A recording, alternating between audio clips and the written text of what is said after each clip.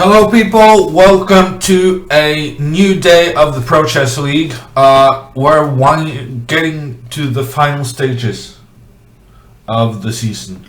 And the Gnomes are currently not in a playoff spot. So we're chasing... actually, I'm gonna find the standings. Can I do that? Yeah, I think I can. I'm gonna find the standings, because we need to fully appreciate the situation the Norway Gnomes is in. Let's see, screen capture, yes.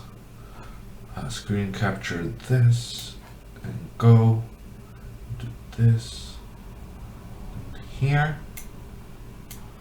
This is the situation. The Eastern Division. I cut it a bit short, right? Okay, that was a poor cut. Let me do it again. But you get the general idea. The Norway Gnomes is not in one of the green spots. So we need to win games to get up on the green playoff safe. Well, not promotion, but playoffs. So the Mumbai Movers have basically already qualified, I think. Well, actually not yet.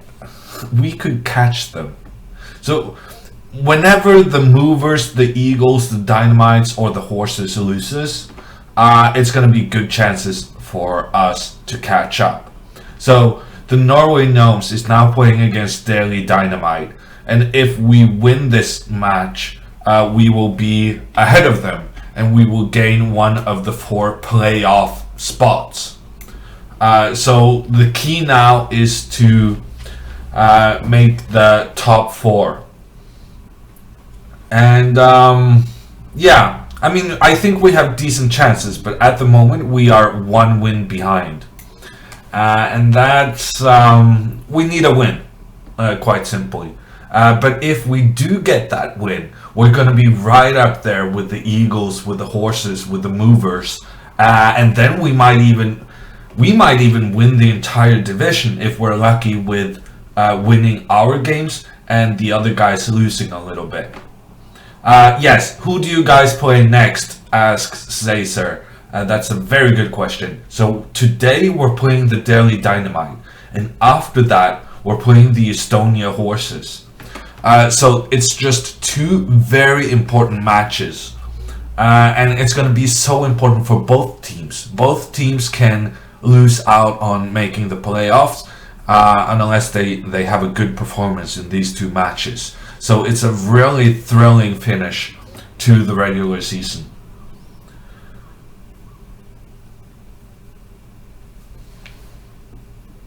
I don't know who the Movers are playing. Movers, Eagles. Actually, the Movers have terrible tie breaks. You see that the Movers and the Horses don't have very good tie breaks, and maybe we could exploit that somehow. I actually thought that the Movers were safe, but if they were to lose their last 2 matches and the Gnomes make 1 win and 1 draw or tied match, then we could actually go past the Movers. So nobody can feel safe in this division. The Movers are playing the Riga Magicians, says Seleman. And that's interesting because Riga is a quite good team, and they are scared of being relegated, as well as they are fighting for a playoff spot. So Riga is very, very motivated, and the Movers, maybe they can be a bit complacent being in the first place, thinking that they got this covered. So I'm thinking it's going to be very, very exciting today to see, just to see the results, basically.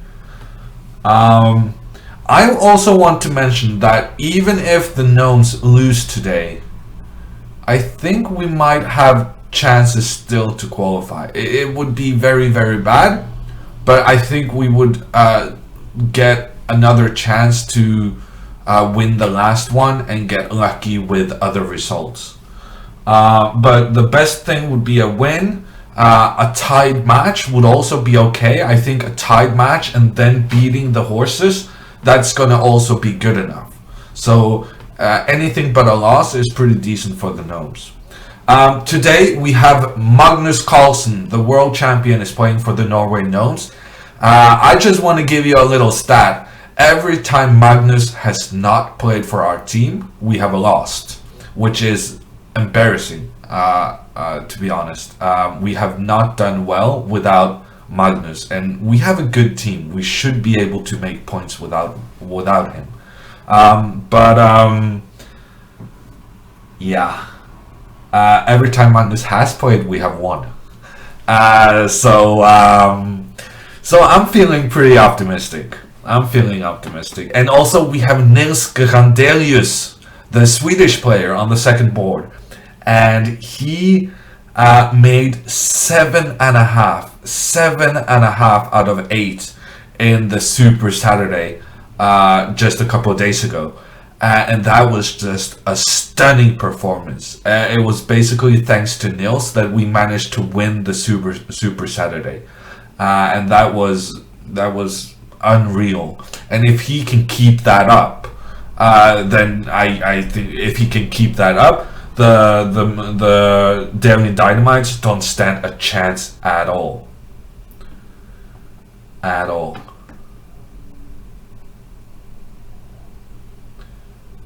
Hammer is not playing. Hammer is not playing. How is everyone today? Hello Chesbey. Hello Svele. Hello Alex. Hello Sleman. Hello everyone who followed me for Civilization tonight. I gave up. I won the entire thing after I think 22 hours of gameplay. It took a bit longer than I thought, but a big shout out to everyone who was there to the bitter end. Yeah, just to be clear, when you go green, you qualify for the knockout stages. So there's 2 more matches in the regular season, and when those 2 matches are finished, there will be a knockout, and the number 1 place team in the division will play the number 4th place team. So there will be division semifinals and then division finals.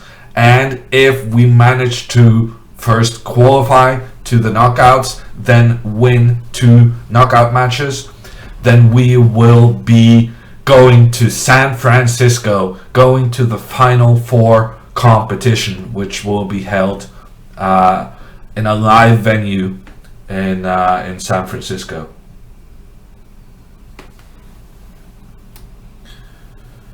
The Gnomes are playing against the Daily Dynamites. Liam asks, do you think Magnus's recent bullet addiction will affect his classical chess negatively? No. No, I do not. Is Magnus playing today? Yes, Avalanche. I can confirm the Norway Gnomes will be playing with their world champion. And that is good news for us, because we do very well when he's on the team. I have never played Total War Shogun, but I did use the Japanese Emperor to win my Civilization game.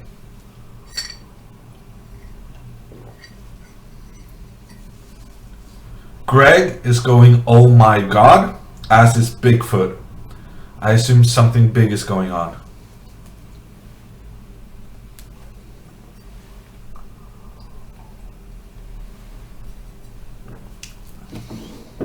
Bigfoot in the house. Why are you going, oh my god?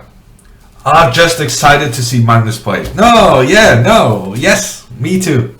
Well, I want the team to qualify. So I'm very happy to see Magnus play. Bigfoot is just repeating Greg.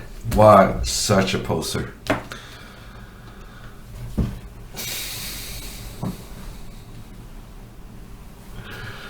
Yeah. What are the other games in our division?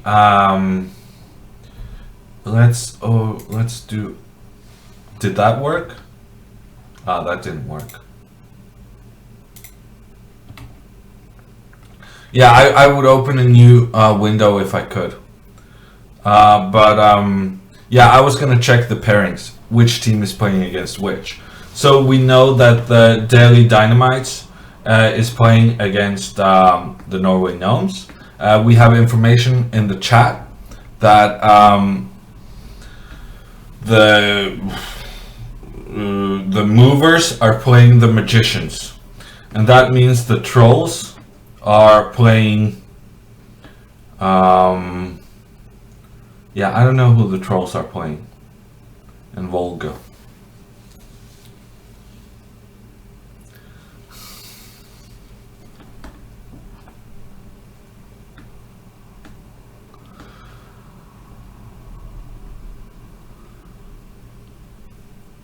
Farrell asks, do you give Magnus a challenge to play the most weird openings? No. Excellent information from Greg. Trolls play against Volga. That's very interesting. The trolls have been absolutely terrible, I'm afraid to say. Our fellow Norwegians, the trolls have been terrible. They won their first match against Armenia, which was really impressive. But after that, they have lost 6 straight match weeks. 6 straight match week losses for the trolls. So I'm thinking Volga could win that match. And that means if the Norway Gnomes lose, then we are in actual danger of being relegated. I mean, the Riga Magicians are a good team, which could go past us.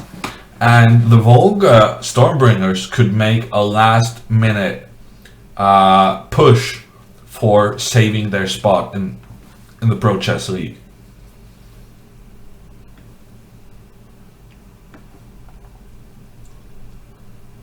Hammer is not playing today, Mr. Unlikely Knight. What's up, Zangetsu? People are frisky in the chat today. A lot of action going on. Maybe I'm just confused by having done so much Civilization. Because then the chat was pretty dead. And now things are blossoming. What sport is this? This is the Chess League. This is a Chess League. So I don't know if you consider that a sport, but it's definitely competitive. And it's featuring the world champion. So why wouldn't you want to see this? Yeah. I'm gonna actually, I think the division is so interesting. I'm gonna open up some of the games from the games that started now at 5. So the Gnomes will start in 7 minutes. 7 more minutes for the Gnomes. But until then, I think we're gonna look a little bit at these Mumbai movers, having Ganguly and the Riga Magicians having Nikons. I think I'm gonna take a look at these just to see what's going on. Because at this point in the season, the other matches, the results there are gonna have a big impact also for the Gnomes' chances. Professional board gaming. Yes, that is true, Nick. That is true. Monopoly championships? I don't know. Probably there is. There's a championship for everything these days.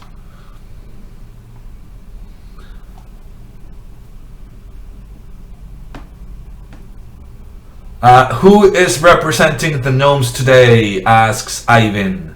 We do not have Aryan. Aryan just finished his last game in Moscow at the Aeroflot Open. So Aryan is unavailable. We have Magnus Carlsen, the world champion, on board 1. We have Nils Grandelius, the second best Scandinavian player, and also the big beast of the what's it called, Super Saturday this past week. He scored 7.5 out of 8 against an average way above Grandmaster level. So that was just unreal. If he keeps that form, the Indians will have no chance. Will Magnus be streaming today? I don't know. I don't think so. Coleman has to stay in and watch chess because it's snowing. He says he might have done it anyhow. I'm gonna put my cell phone on silent. Hammer is too nice to troll, says Nick. Yeah, I'm sorry. Don't come here talking about Monopoly being anywhere comparable to chess. Now you can troll. There's tournaments for rock, paper, scissors too. Yeah, probably with even better cash prizes than chess.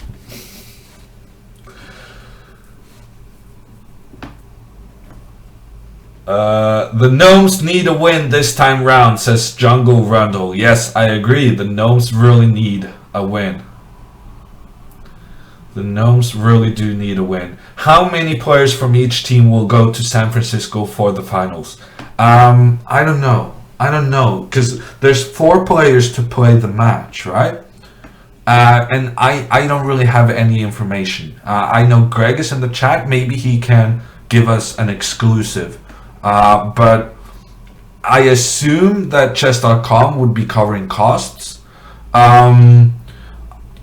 Probably they would only cover 4 players, but at the same time, if you qualify for the finals, maybe you want different players for the final than the semifinal, but probably not. I'm gonna say that I would guess chess.com would cover 4 players, and maybe the captain. I'm gonna just put it out there, Greg. You should cover the captain as well. I really want to go. Elham has been benched, Laya. Yes. Elham is benched. We're playing with Francisco Gonzalez. Francisco did quite well at the Super Saturday event, and he's getting another chance today. Greg says 5. So maybe the captain can come as well.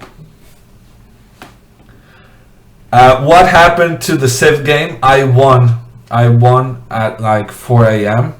I won a diplomatic victory. About 10 rounds before I would get the science victory.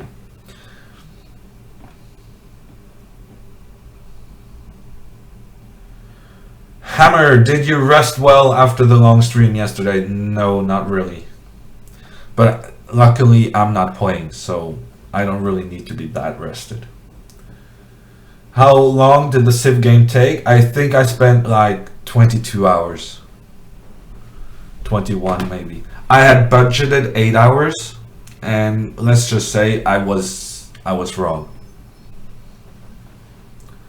And does it always take so long? Asks Checkers. No, I don't think so. That's why I budgeted 8, because I thought I'm normally done in 8. But I guess I never really timed it, and I never did it in one go before. Usually, you know, you have a save and you play it over a couple of weeks. When is the next tactics stream? Asks Dejan. Yeah, no, I don't know. There's gonna be some tactics at some point, and the tactics did serve me very well. Actually, it's 1 more minute till start. I gotta make sure that my players are on the line. Ping Magnus, ping Grandelius. Nils Grandelius playing with the Grandelius name. That's such a good username. Vincent Masuaku.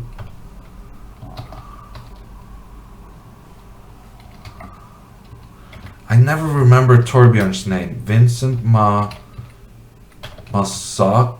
Masaku?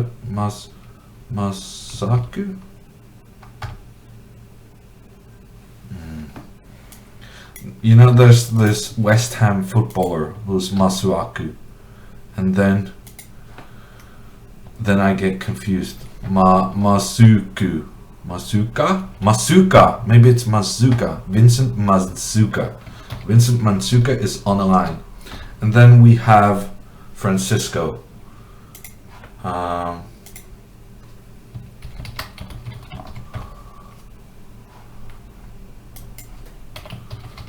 Yeah, there was so much activity in the chat. I forgot to kind of do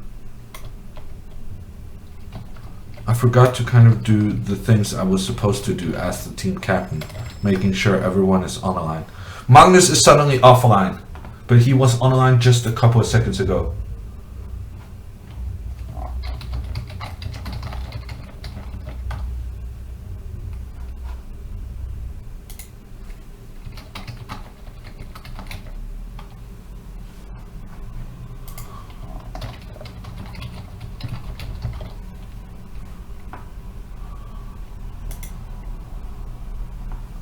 Yeah, I'm gonna have to do some team captain stuff.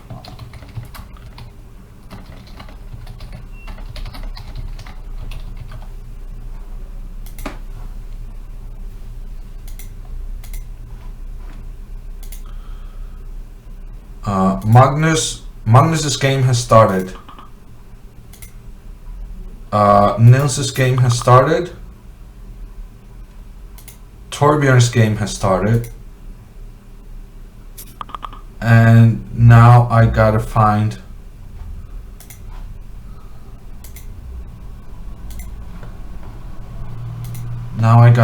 Francisco. I really should study the usernames, but I also would like people to have more recognizable usernames. Here, Valparaiso. This one. Francisco with the white pieces. We're gonna stick with Magnus for the beginning while I get my ducks in a row, I guess is the expression. Follow Magnus Carlsen, follow Grandelius, follow Vincent Masuka, and follow Valparaiso.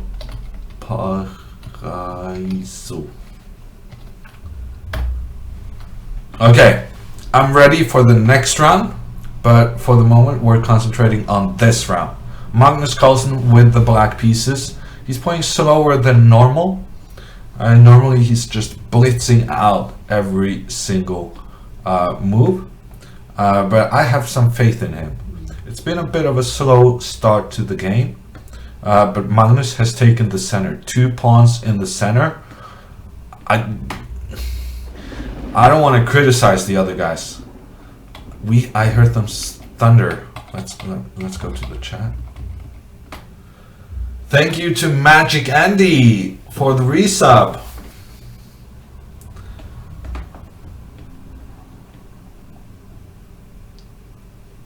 Magnus Civ 5 stream, I don't think that's ever gonna happen. Groger has subscribed. No, Groger has resubbed. Thank you.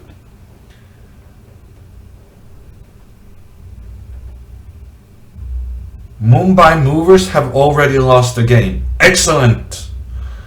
Excellent news for the Gnomes, because I really think that if the Movers give up a couple of points, then we have chances to make maybe even first place in the division. On the other hand, if Riga wins and we lose, then we're in trouble of being relegated. So I'm not sure whether that's good news until I know how the Gnomes do. Okay, we have Grandelius with the black pieces against Sahaj Grover, and to me it looks like white is about to play d4, and then there's this bishop on the same diagonal as the queen. Could that be dangerous? Yes, it could be dangerous, but on the other hand, if white is not able to exploit the position of the black queen immediately, then I think black is going to be very good with his 2 pawns in the center. And Grover is thinking. He's down to 12 minutes. So unless he manages to do something good pretty quickly, I think this is going to be a tricky one for the Dynamites. Let's go back to Magnus. Look at this. This is how we tell the kids to play chess. Knights into the center, 2 strong, nice pawns in the middle, and then we have the bishops supporting the pawns from d6 and e6. Very nice position for Magnus. I think it's quite ambitious of Mr. Sharma to give Magnus Carlsen the center with the black pieces. I'm not sure that's a good idea, but on the other hand, I do realize it's going to be a very tough, difficult game regardless of your opening. I don't think Magnus is a PC gamer.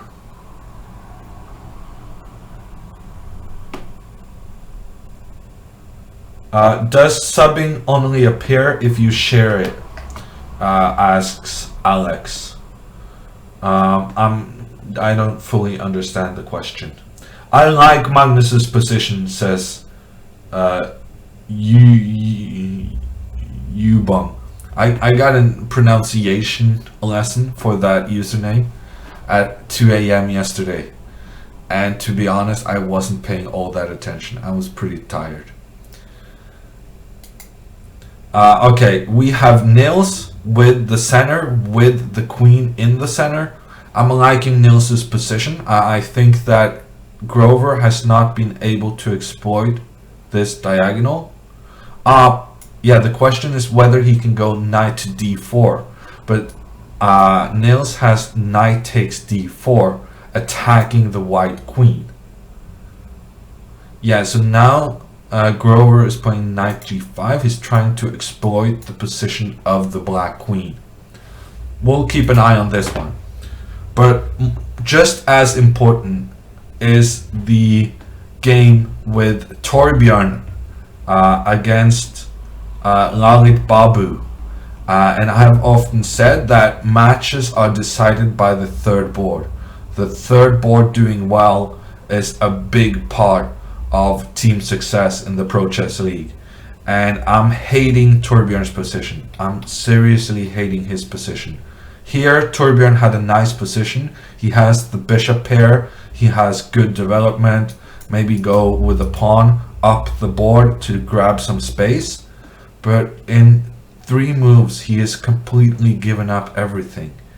He has improved the central structure for black. He has given up the bishop pair. And now after g5, knight e4, threatening knight d2, then there's also the question of whether or not black is coming with c5 to put pressure on the center. And after rook e1, queen b6, knight d3. Okay, now that I think is fine. I thought c5 trying to take the center immediately would have been my pick. After queen b6, knight d3, c5. Yeah, okay, but now it's okay, I think. Now you can claim that your queenside majority will do something. And now we will exchange the knights and then go bishop e5, trying to weaken the black king position. Bishop e5 and then f6, I guess, is the only move, because you really need to keep this bishop. But f6, can you even play that move?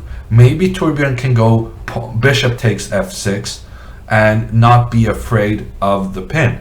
No, I changed my mind now. Now I really like Torbjørn's position. Torbjørn is much better with the white pieces. Come with the rook, he's going to have the h4 move, and he's going to question the black king position. Black's king is not doing okay. The pawns have advanced quite a bit on the king side, and I'm liking Torbjørn's position after disliking it for just a couple of moments ago. That's excellent news for the Gnomes. We're going to take a look at our last board, which is Francisco Silva Gonzalez. and he's not really a well-known player, but he has a 2000 rating, and he's quite strong in Blitz and Rapid.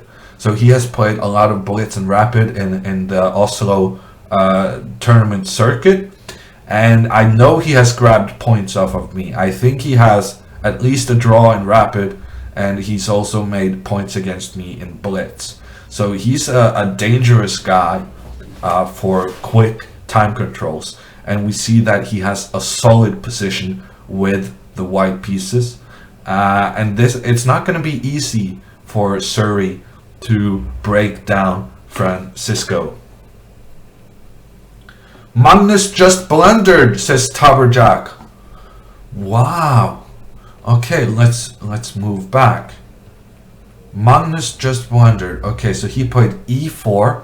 Knight takes e4, takes back. Thank you to Manna for resubbing. So Magnus has gone. He is the victim of a fork. And then I guess the question is it a blunder or just a positional mistake? Because knight takes b4, takes back, takes, bishop moves. He's not a pawn down. It's equal material. He's pressing against the pawn on d5. He's pressing against the pawn on b4.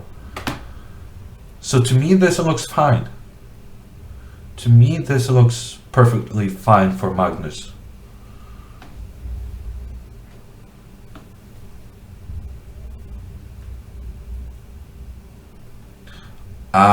So the question is, I guess, whether or not this was a good trade. So it's not a blunder, it's a trade. So black had, in this position, black had some really poor pieces. His bishop is being blocked by the black pawn. His other bishop is being blocked by the white pawn. So he really needed to do this move, taking on e4. Magnus took back in 1.7 seconds. And then thought for 27 seconds. So maybe he had not seen this possibility, but I think knight takes b4 was a decent reaction. I would be more scared of black taking the bishop than taking the knight. I don't know what Magnus was planning if he takes the bishop. Actually, that looks quite dangerous for Magnus, no? Take the bishop, and then you come with bishop takes e4 on the next move. Regardless, it's water under the bridge. It hasn't happened, and knight takes back, bishop back, queen c2, bishop takes d5, and now the bishop goes back to b7, giving the rook a square on c8 to come back into play. There's also the pawn on b4, which Magnus can take at his leisure. So yeah, Magnus is 2 pawns up, and I'm thinking 2 pawns up is pretty good. 2 pawns up is pretty good. Is it FIDE ratings they are showing? Yeah, I think it is. I think it is, yes. Engine gave it plus 1.6. Checkers guy. So d takes e6. So we found the...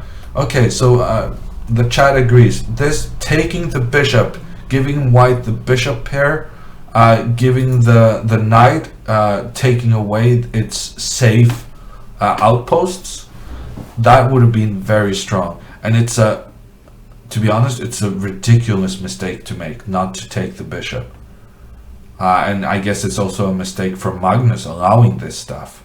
He really should not have allowed this, because he had a good position with the center and good things going on. But I mean, I know from personal experience that playing the world champion, you start questioning yourself and you make some silly mistakes, and afterwards you kind of think, I would never do this against anyone else. Why am I playing worse when I'm playing Magnus than normal. Okay, we're going back to Torbjørn. And wow, this game is shifting. Suddenly Babu is much better.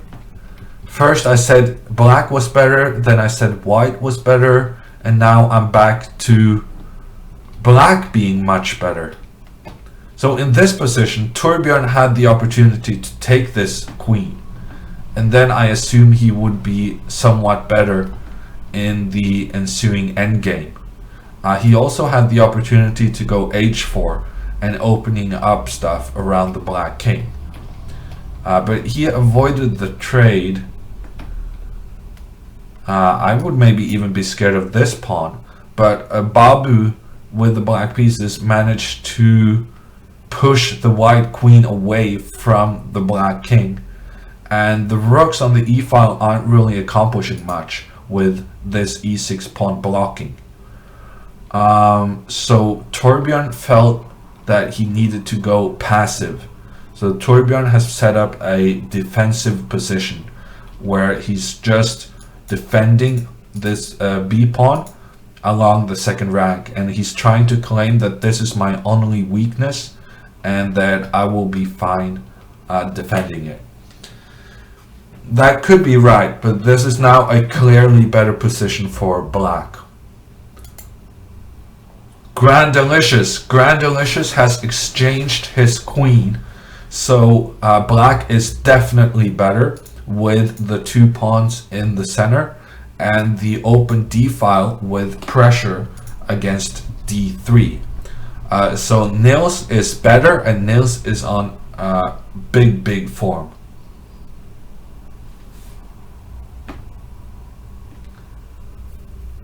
If you feel you have an important link to post, then feel free to whisper it to me on Twitch. Grandelius. His name is Grandelius, and his username is Grandelius. It's a fantastic username. I wish I was that good. I mean, with my name, you would think that I could come up with something as good. Naselnaf has subscribed, and he even got the hearts. Have there always been hearts? I don't remember.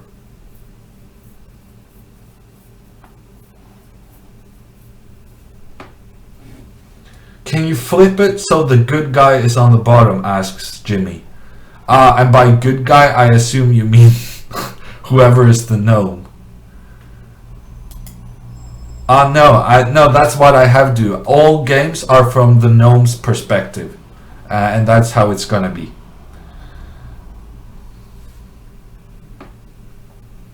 Twitch Prime sub gets the hearts. I did not know that. You would think that after 2 months I would have noticed, but you learn something every day.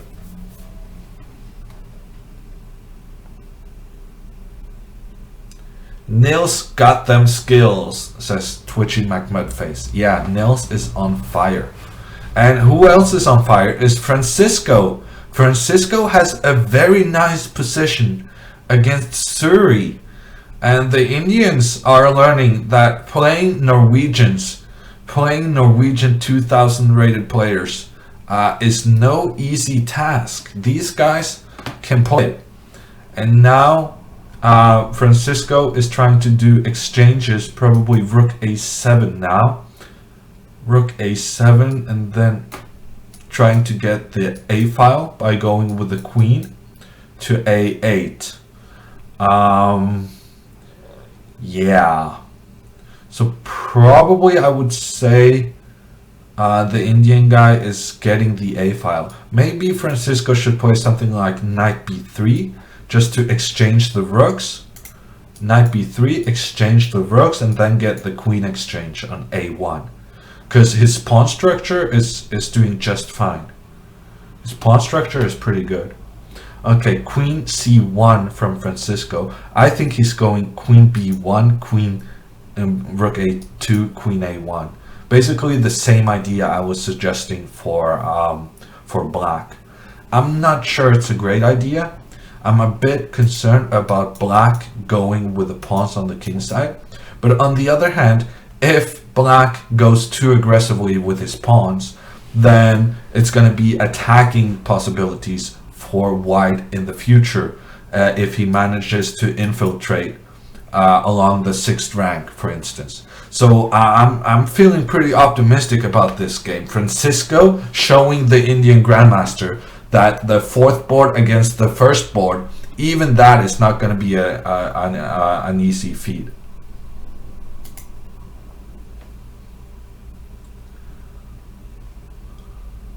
Okay, we're back to Torbjørn's game, and Torbjørn has blundered a pawn. Torbjørn has blundered a pawn, and it's a quite important pawn. It's the pawn on b2. Rook e5, threatening the queen. Rook takes b2, threatening the queen. And if you take on b2, then black is free to. He's actually free to pick whichever rook he wants. He can both take the e5 rook and the d3 rook. He chose the e5 rook, and with the pawn up, this is going to be an easy win for Lalith Babu. Yeah, so that's not a great start for Torbjørn. How is Nils doing? We need the points from Nils in order to win this match. Knight g5 is interesting. It's a defensive maneuver, I would say, because it's really about exchanging pieces when you're cramped with white. So white is not really aggressively placed with his pawns, so he has less space to maneuver behind, and therefore he wants to exchange pieces. And this one is a pretty good one. A good try to exchange pieces. I'm guessing Nils is gonna go back, and I think Nils is gonna go back and then use the pawn to chase the knight away. Yes, I got that one.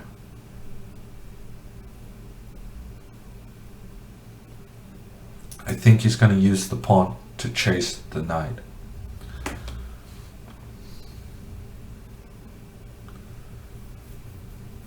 Francisco being 1400, that's just a mistake.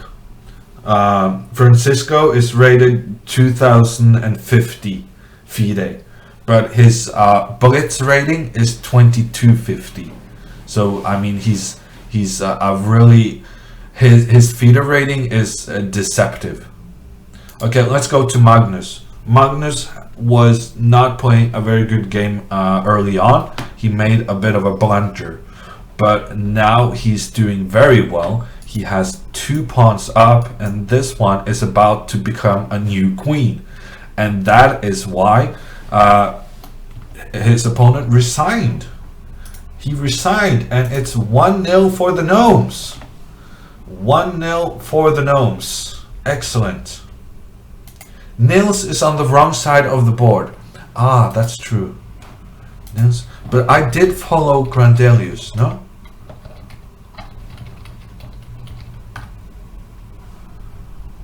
Okay, now I understand.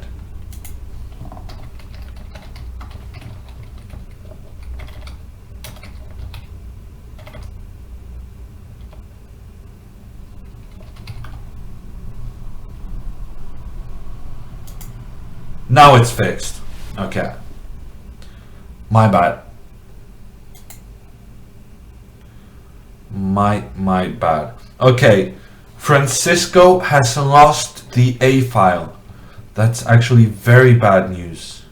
Very bad news. He played knight d3, which may have been a mistake after rook a4.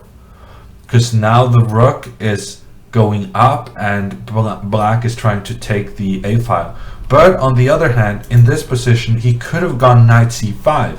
Because rook takes b4, then we have knight a6, attacking both the queen and the rook. Okay, but he gave it some thought and he played rook b1. That feels like that feels a bit of an admission. I mean, I think Now black should have gone queen a7 and started trying to do something on the a file. He goes king g7, and now I would use this opportunity to go knight c5 and rook a1. But on the other hand, the black queen is still getting in here. So yeah, trouble for Francisco as well. Let's go to Torbjørn. Torbjørn is getting checkmated. Queen to h1. The rook and the queen cooperating beautifully on the side ranks of the board, and Torbjørn has resigned. So now it's 1-1. Let's look at Nils.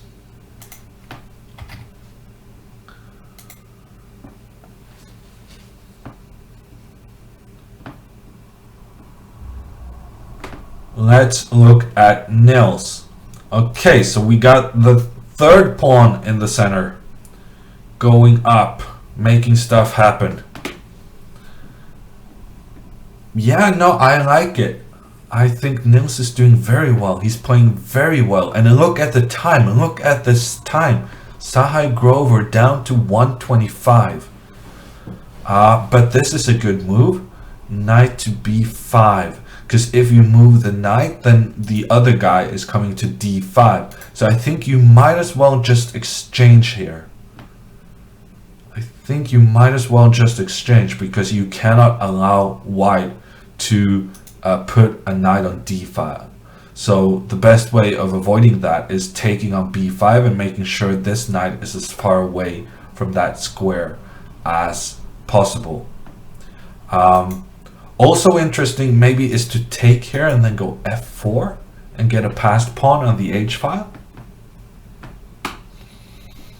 Yeah, no, probably not so good. But many ideas for Nils, so he has something to think about.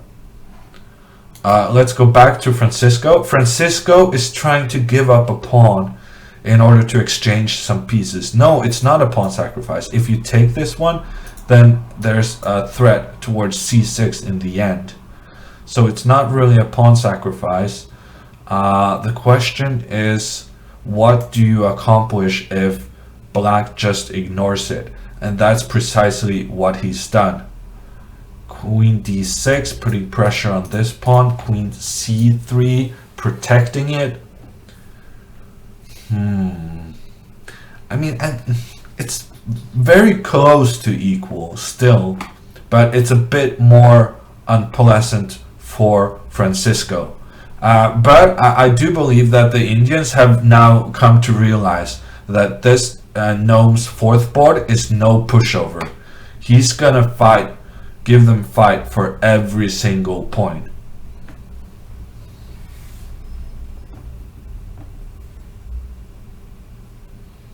Arjan is not playing because he just finished the Aeroflot Open tournament.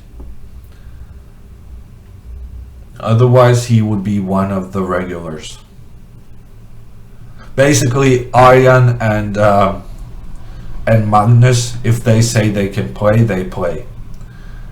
So they are the ones who kind of get to decide for themselves whether they want to play or not. Well, want to or even have the opportunity to. I mean, they both have busy schedules. So most of the time they say no, it's because they are otherwise engaged. Okay, let's go back to Nils. Nils has taken on b5, but now he spent 2 minutes on these decisions. So I was highlighting the time, Nils having a almost 3-minute time advantage, and that time advantage is gone. It's completely gone. Now he has 2 minutes against 1. Ooh, this is going to be a really exciting finish to the game. Bishop d6. He's trying to trap. He's trying to trap the bishop on e3. And he's saying, go take my bishop, because if you take my bishop, then you will no longer have the ability to put your knight on d5. Interesting decision from Nils. What to do? What to do? Grover is wondering the same thing. What to do? His time is running. He's going down to 45 seconds. He's really spending 40 seconds for that move. 40 seconds for that move from Grover. And now maybe bring the king. Bring the king. Maybe just go back.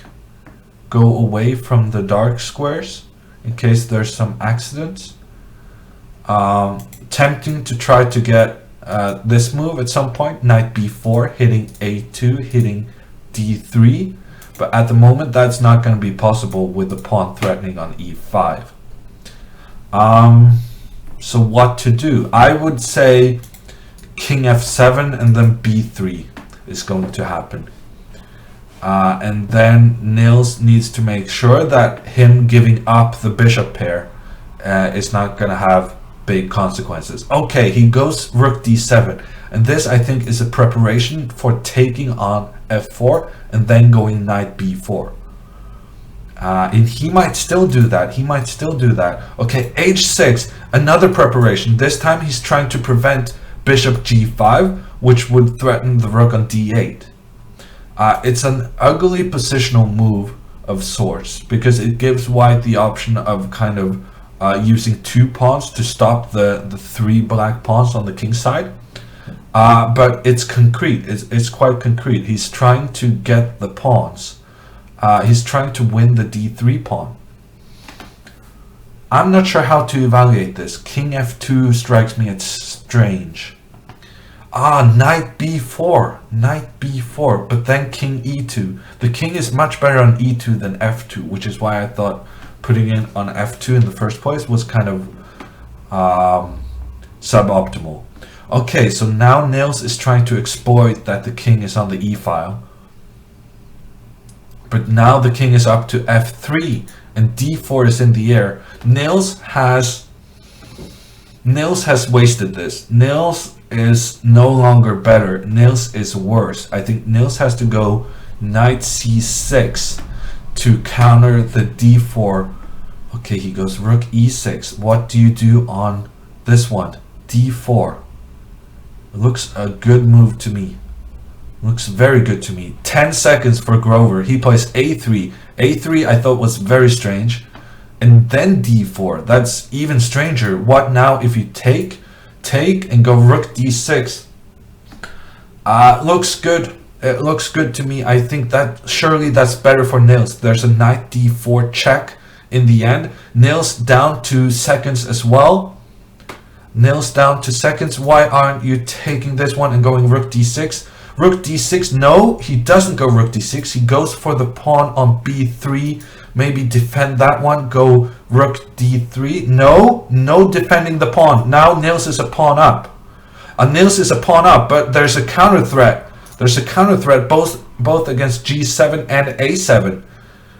Wow, that was a good exchange from Grover. Because now he has the bishop on an open board and he has the more active rook. So now this is dangerous for Nils. Both players down to 10 seconds. And Nils is in some trouble. Rook g4, that's a good defensive move. That's a very good defensive move. Bishop moves out of the way. Maybe g5. Knight e6. Okay, knight e6 protects on this pawn. And now going for the repetition. No repetition, says Nils. Now he's gonna take the pawn. No, he doesn't take the pawn. He attacks the bishop. But this guy is still in trouble. This guy is still in trouble. Now take that guy and move the king back. Yes. And then back with the king. Let's try to make a draw. Yes. Draw, please. Offer. Grover has offered a draw and it was accepted. And we go to Francisco's game. They're both down to 10 seconds, but unfortunately Francisco has blundered something. He's an exchange and a pawn down, so he's going to lose this game. But I think the Indians got the message. They are not going to win against our fourth board easily. They are going to have to fight. And Suri down 2 seconds, but he's going to win this game. He's going to win this game, Suri. Well fought from Francisco. At some point there, I really thought that he was going to make the draw. He played a nice game, but when times get low, the Grandmaster managed to trick him, as is often the case. Oh, yeah, yes, take it! No! Oh, are you kidding me? Francisco, those tactics are what you live for. Those tactics are what you live for. Oh my gosh.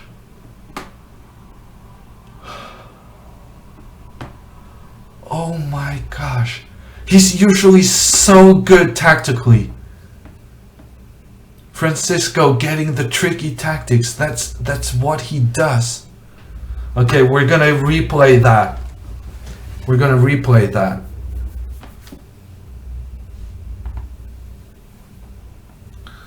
Oh my gosh. Oh my gosh.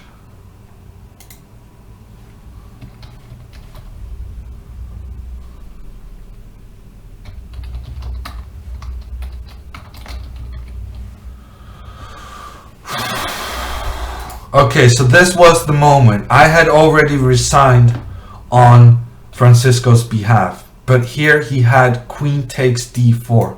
Queen takes d4, and then he would have won the game. He would have won the game. The number 4 would have beaten the number 1. Because if you take back queen takes d4, the knight e6 check forks the king and the queen, and white is a knight up.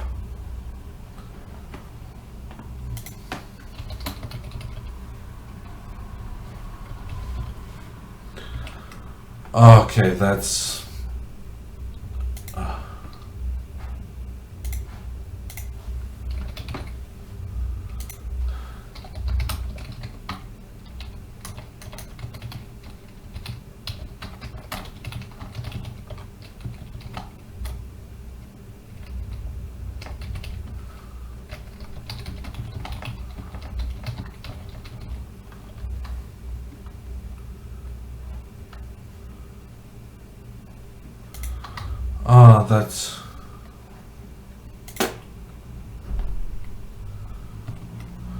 that's too bad.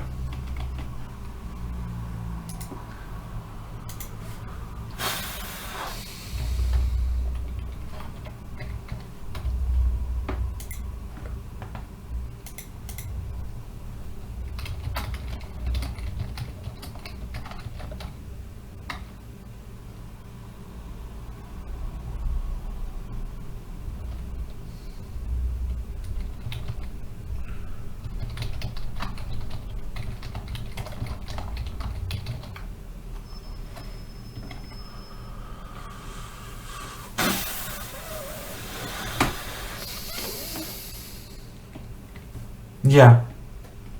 No, we are no pushovers. We are no pushovers.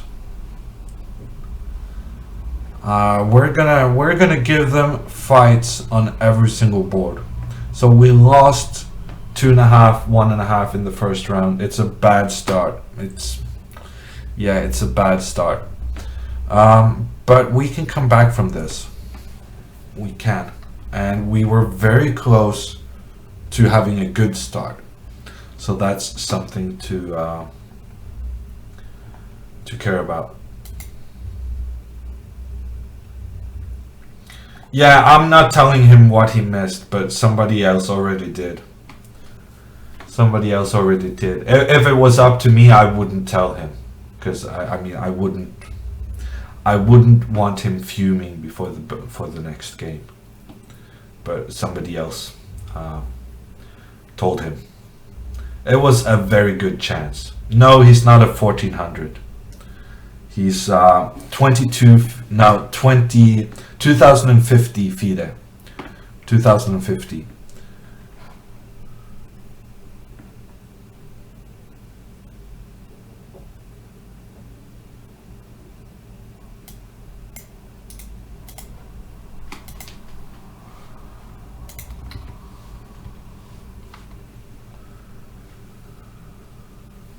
Yeah, I mean, that fork was the only thing that could ever happen. That was not gonna be a problem for Suri. So Suri going into it was very surprising.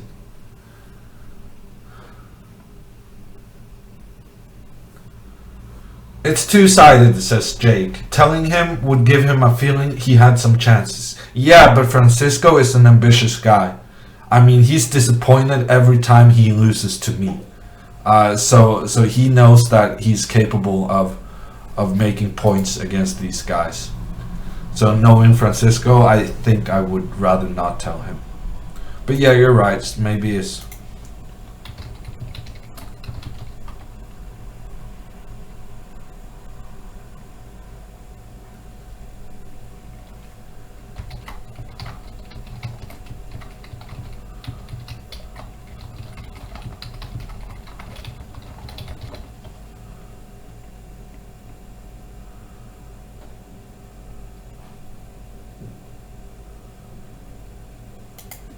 Okay, so we have a new game. Magnus with the white pieces playing knight to a3. And then he's playing c4. He's fighting for the center. Fighting for the center with the pawn on c4 against d5.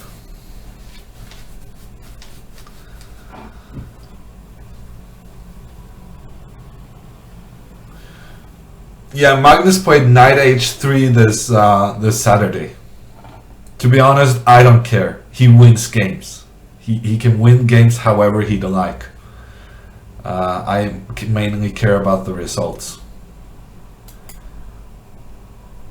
Okay, we have Babu with the white pieces against Francisco. Francisco has already taken a pawn and he's trying to keep it. He's probably now going b5, and it's a very interesting position with a pawn sacrifice. Chances for both players. And that's pretty good. Good for us.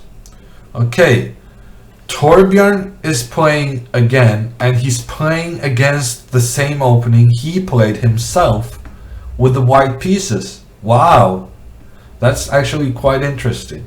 Torbjørn is playing the exact same thing he did the last round, only the last round he was white, now he's black. The problem, of course, is that I think these positions are pretty nice for white. And last time he was white, now he's black. So he might end up 2-0. Because this knight is coming to e5, and that's going to be a little bit annoying for black. And now bishop d3, keeping the bishop. So what Torbjørn did was that he went and gave away this bishop, and that I disliked. Okay, Francisco did not play b5, he played b6, and then he's using the knight on a5 to protect this pawn. Interesting. I guess my main concern is white going b4. But you should be able to prevent that somehow. Maybe even Francisco can go something like c6. c6, he's already a pawn up, so giving back this pawn wouldn't be the worst thing. And then he gets some open files and can try to exploit the fact that his pawns are more advanced on the queen side. Let's see what happened in Magnus's game. It's reasonably normal after the unnormal opening. The main thing that has happened is that Grover is spending time.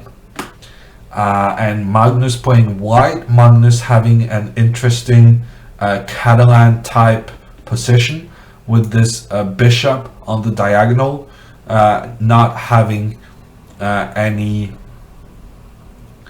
counter threats, and black is unable to put his bishop on the diagonal to stop the influence of the white bishop. So I'm gonna say that Magnus is slightly better, which I really think is an achievement after playing knight a3, but it's not surprising. because he gets away with these openings all the time. And that's kind of why it's okay that he does it, right? Because it works. It gets people thinking, it gets people nervous, and it gets people thinking, I'm gonna look silly for losing this, and then it affects their play. He has played f4, the bird's opening against Kramnik, and won in classical. Yeah, that is true. I mean, he's doing this at every level, and it works.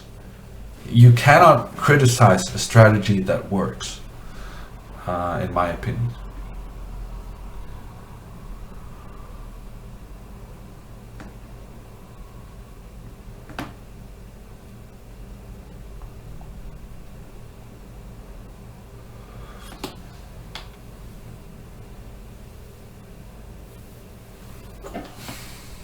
Yeah, now I'm looking at Nils. Nils is slightly better because of the knight on e8. It's not doing very well, but it's there to protect the pawn on d6. So as long as Nils keeps the pressure against this pawn on d6, he has better development, and it's going to be good. Thank you to Ripper for resubbing.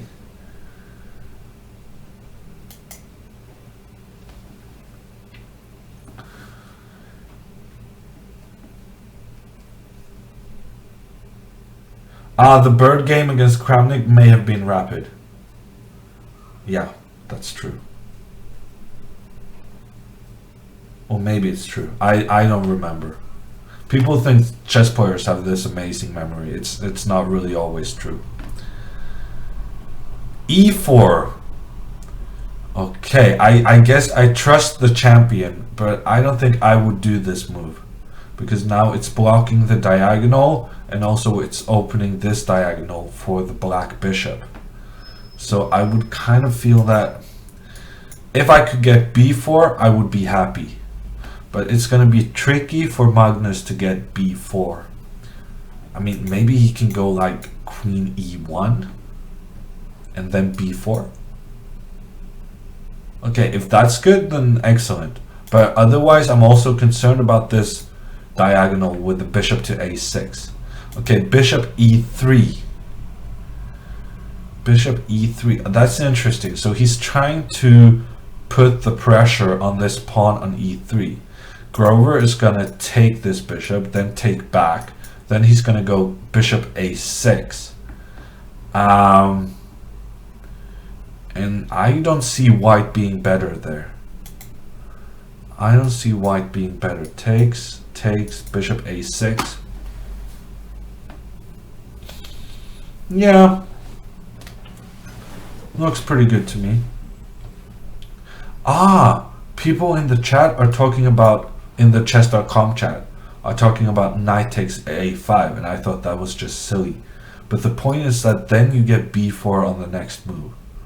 I'm not sure it's good, but also interesting. Bishop e3. Yeah, I'm not sure Magnus is better here. Nils, Grandelius, is down 4 minutes on the clock. Nils is down 4 minutes. But on the other hand, I do think his position is better. I guess the guy is trying to go a5, b4. Yeah. But surely you can stop that somehow, or at the worst case, it's not as dangerous as you'd think. And to be honest, you wouldn't think it's very dangerous.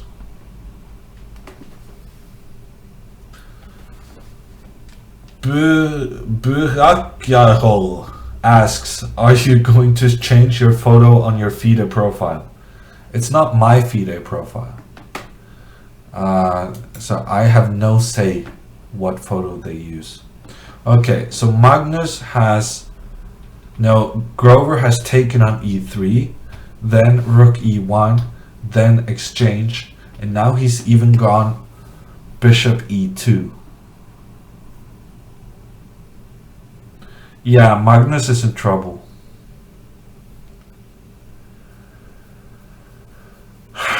Magnus is in trouble. Very bad news. Okay, so the thing is that if rook e1, then bishop takes f3, bishop takes f3, knight d4. It's a big threat, because if I exchange the rooks, then he takes my bishop. So then white is winning, the black is winning. And in this line, then you go bishop takes f3, bishop takes f3, knight e4.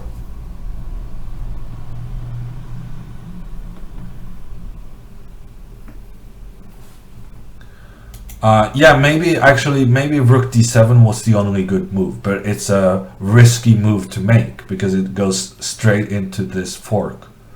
But the thing is that all the other moves had serious problems.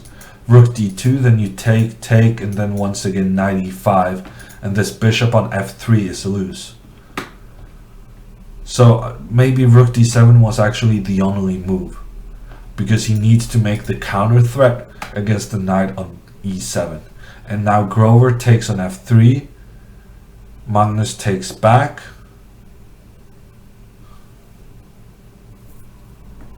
knight e5, and now I guess he takes.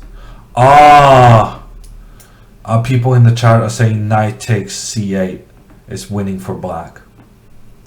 Yeah, of course. Yeah, so Magnus is gonna lose this one.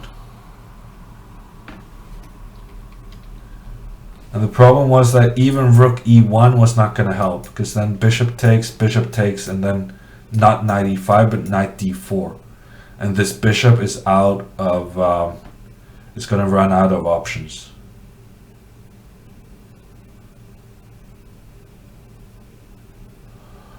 Yeah, that's not a good start.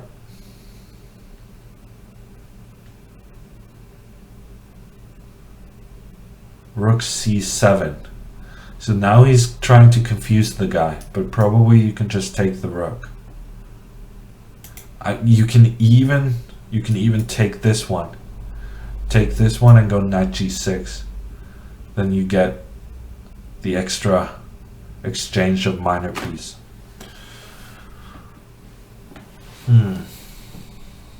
Rook e1 was equal, says Fox. Yeah, maybe.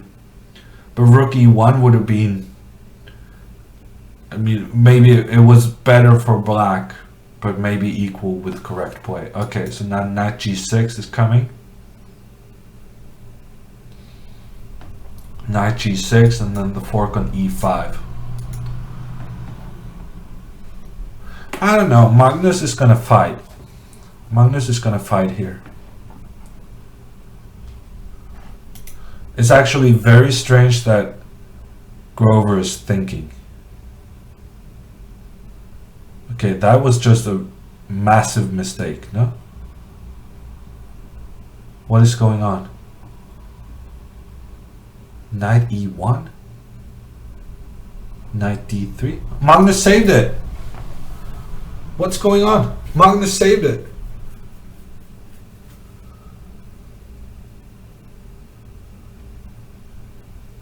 Okay. Not only did he save it, he might try to win this. No, knight c5 with a double attack on the pawn and the rook.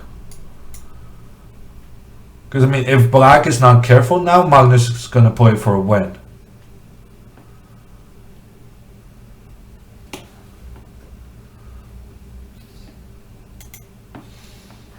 Yeah, okay. What just happened? I'm not sure, you die. Knight g6 looked pretty obvious to me. And also, I mean, he could have just taken the rook. I mean, take the rook and you're winning. That was a very strange decision by Sahaj. Okay, we're gonna go check in on Francisco. Francisco is low on time. And his queen may have gotten itself trapped. But on the other hand, Francisco has a lot of pawns. He has a lot of pawns. Maybe he can give up the queen and get compensation somehow. That would be pretty cool. Yeah, the queen is trapped. So probably he's gonna have to sacrifice the queen for the knight on d5. I guess I don't see it working out. No, not that one. Actually, this move is interesting. This move is actually interesting because then rook takes and then b5 fork. Okay, but it ends up being a piece down. Yeah, so Francisco is in trouble with the black pieces. Let's see about Torbjørn. Torbjørn with the black pieces is under pressure. He's under pressure on both sides of the board. Both the rook threatening on b5, but also the bishop on the diagonal down toward the black king. And also white has pushed the pawn up to h5. So white is really attacking on both sides of the board. Torbjørn is pretty solid and he's better on time. But other than that, I would say he's struggling. But maybe I'm wrong because he can put his knight on this square and he's reasonably solid. It's not easy for white to break through. Black is definitely not better, but he might be okay.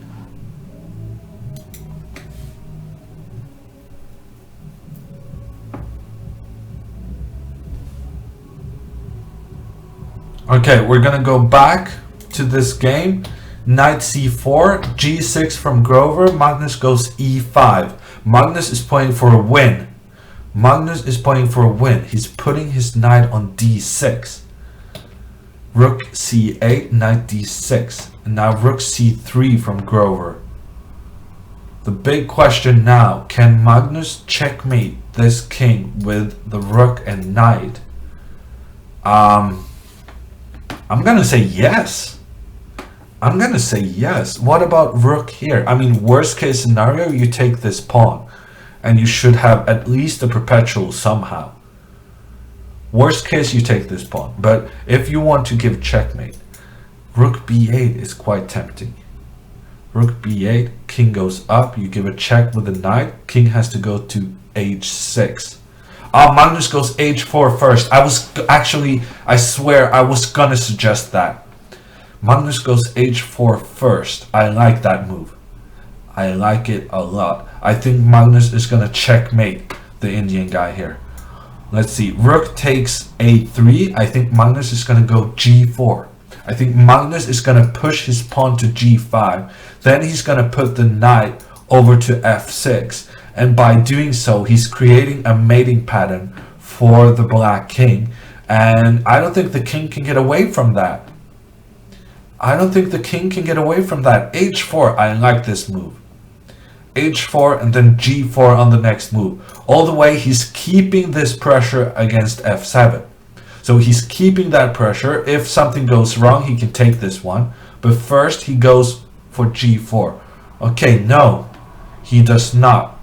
Now he's going for the checkmate immediately. Check. King has to go to h6. Now knight f6. Knight f6. Yeah, I mean, it looks seriously dangerous. g4, g5 with the support of the rook on g8. I think he's got it. I think he has got it. Rook f3. So Grover is sacrificing his rook on the knight. And Magnus goes g4. I guess Grover is going g5. g5, rook g8 is checkmate. Okay, so he cannot go g5. He needs to take the knight immediately. But then Magnus takes the knight back. And he's winning. So g5 is played. Rook g8 is checkmate next move. Checkmate next move. Very good. Magnus having a scare. Getting himself into some trouble. But does the full turnaround. The full turnaround for Magnus Carlsen. And in the end he manages to checkmate the king on h6. And Grover has resigned. So Magnus straight strikes back for the Gnomes. 2.5, 2.5. Francisco is in trouble. Yeah. Francisco is a queen down, and there's some real attacking threats along the 7th rank. He is going to lose this one.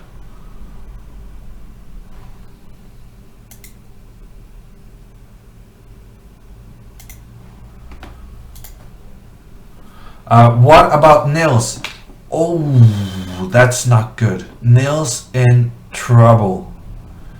Nils in big trouble against the lowest rated Indian guy. Okay, they have made a draw. That's kind of weird, because black could have taken on c2 and had a winning position. I mean, queen takes on c2, then black is a pawn up. He has to save for a king. White's pawns are all isolated. Yeah, but instead black chose to accept an offer of a draw. The team chat is having a bit fun, because they really thought Nils was gonna lose this one. Okay, so Francisco has lost his game. Nils made a draw from a losing position, so now it's 3-4. It's not going well for the Gnomes, I suppose, because the last game is Torbjørn, and I think Torbjørn had some trouble.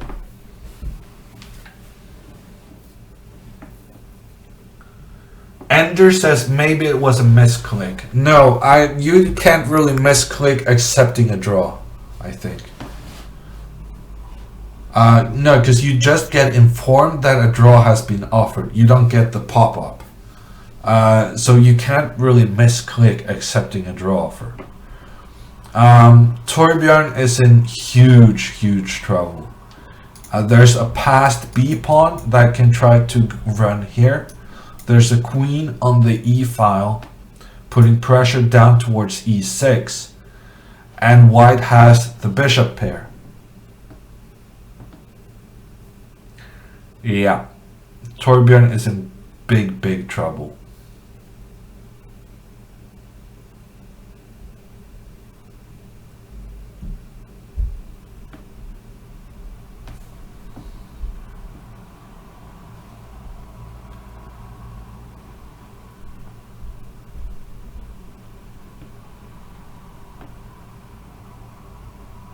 There's a discussion about misclicks.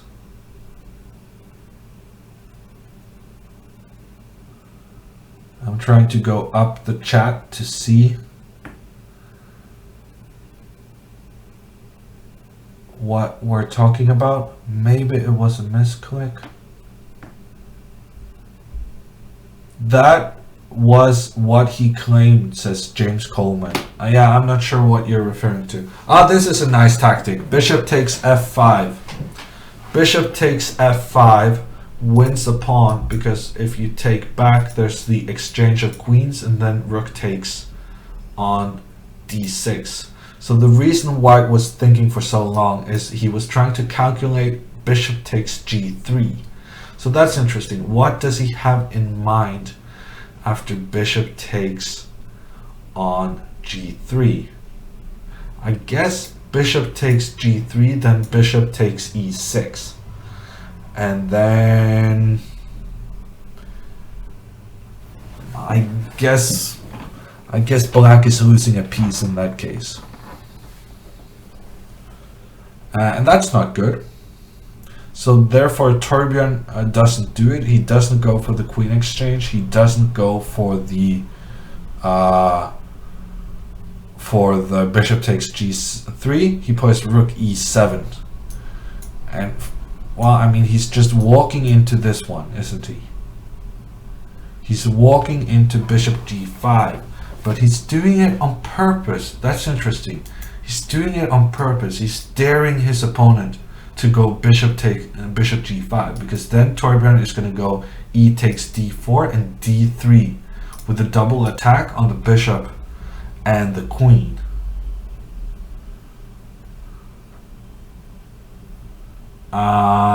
And how to evaluate that? Probably it's good for white. Probably it's good for white, but it's not clear.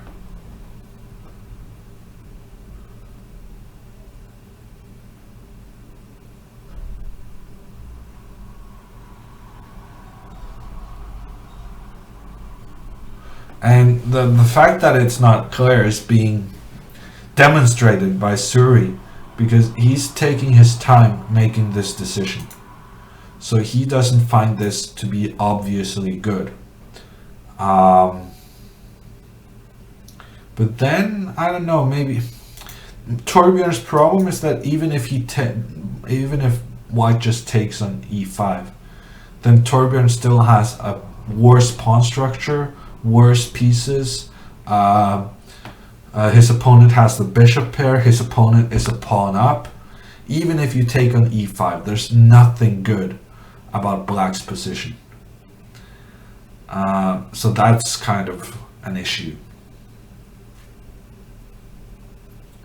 Yeah, Suri could probably have won the exchange with bishop g5, but I think he just considered that to be complicated, whereas he thought his position was so good he shouldn't need to go for complicated. Torbjørn actually should take this pawn now. Torbjørn should take this pawn. When given the chance, just take it so that it doesn't go one ahead and creates a disruption close to the black king.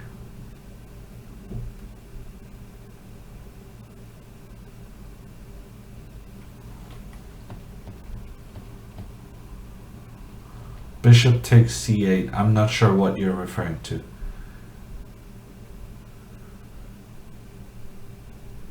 Ah, yeah, bishop takes d8. Bishop g5, yeah, to up material. Yeah, no, I understand what you're saying, Fox. Bishop g5 may have been good, but I think he just got scared about black getting some counterplay, and he felt like the white position was so good, he didn't need to allow any black counterplay. And this is still a very, very, very good position for white. He has the rooks on the a file, the pawn on d5 is weak, and there's a passed pawn on the b file.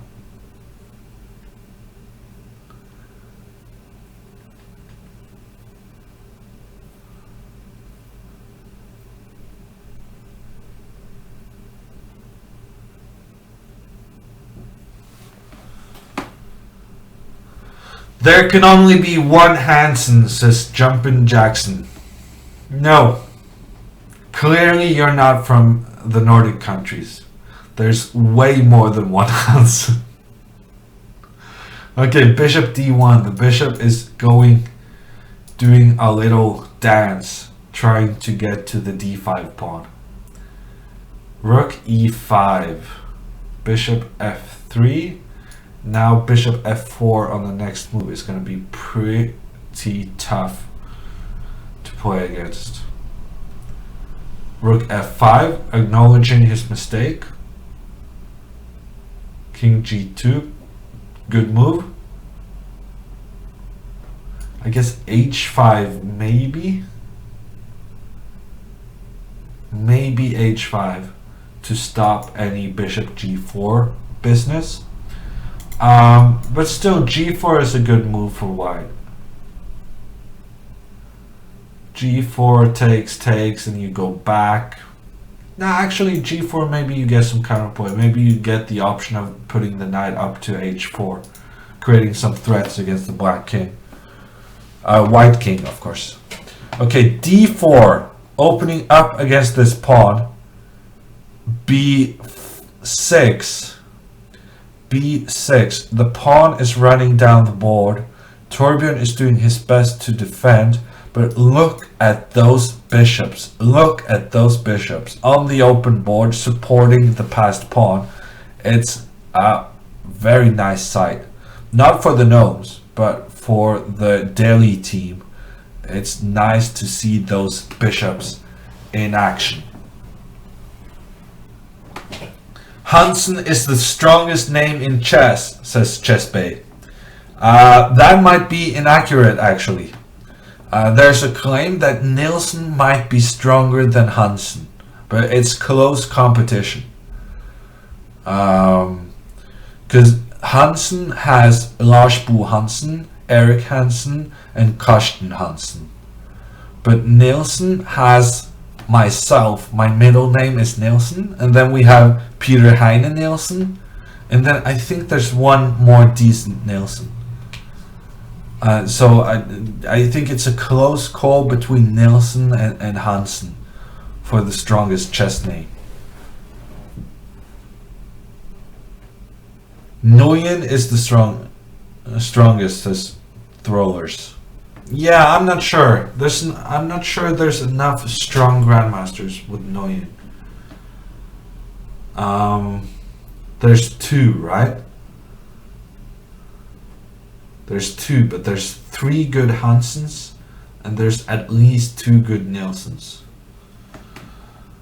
Petrosian, yeah, Petrosian is a good one. Good shout. Petrosian. But one of them died, unfortunately. One of them died, so the former world champion Tigran, I guess he doesn't play chess anymore. And then we have his namesake, Tigran L. Petrosian. And then we have Manuel Petrosian. Yeah, no, it's an interesting discussion. Petrosian, Hansen, Nguyen, Nielsen. Vladimir Hansen for the strongest chess name. Yeah, maybe.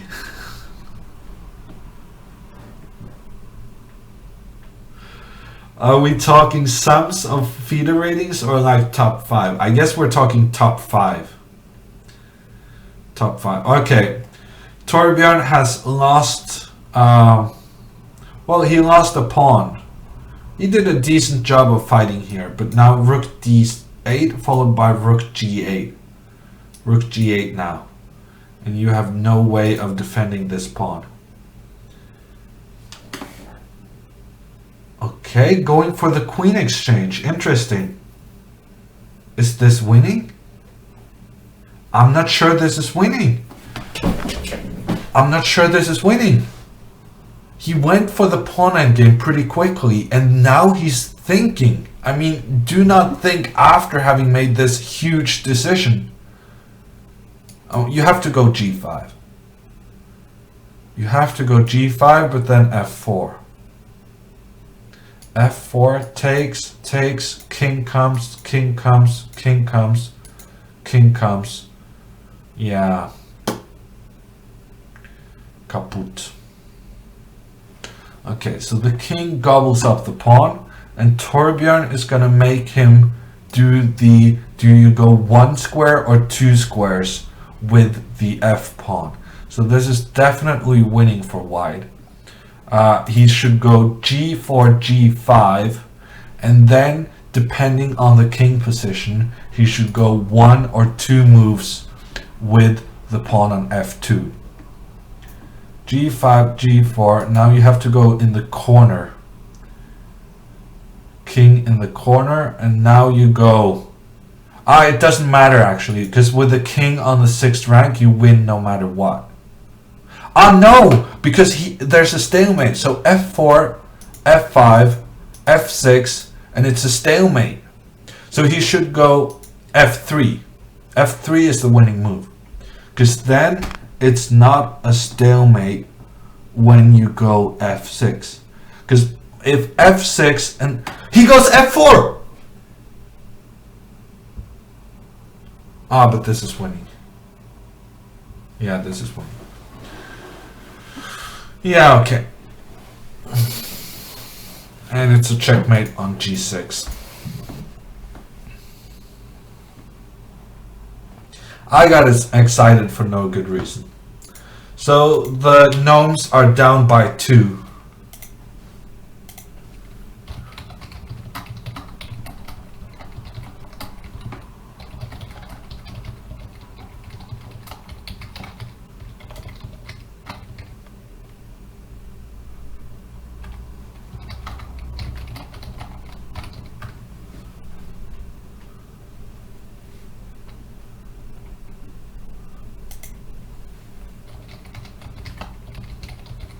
I'm doing some team captain, team talk, trying to get people to give it their all in the final rounds. I think at this point the best we can hope for is making a tied match. Well, I may be wrong. Of course. We've had 4-0 sweeps before against strong teams. So I'm not ruling anything out. But even getting a tied match would not be a big disaster. Then we just get another chance tomorrow.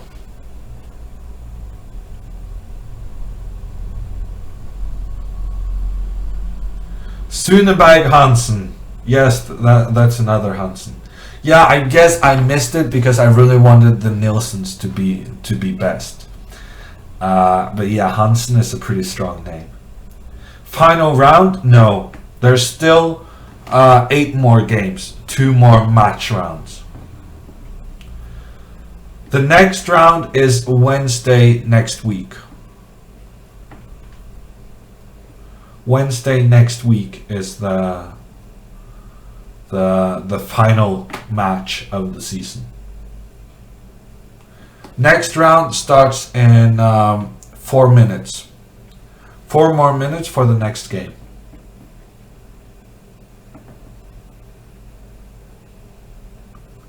Laya has chosen Grandelius for his fantasy team, and he's not too happy with what he's seen. Yeah, but Nils was fantastic this weekend, so he might strike back. I'm hoping he might strike back. Magnus has actually been lost in 2 games so far. Both the initial games he's been in trouble, had his opponent found the right moves. But he's winning games, so it's kind of tricky to complain. Which stream is tomorrow? Tomorrow is the Arena Kings tournament. It starts at 8:30 p.m. Norwegian time.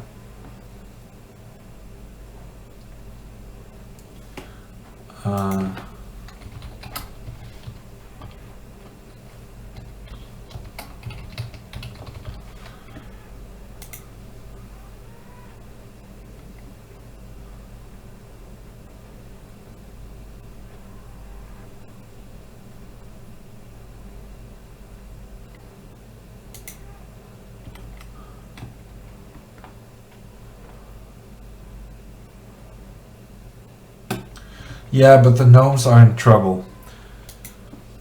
Will Magnus be playing tomorrow? No. What, has someone been feeding the chat false information, or did I say something wrong? There's not a Pro Chess League match tomorrow. Tomorrow is the Arena Kings.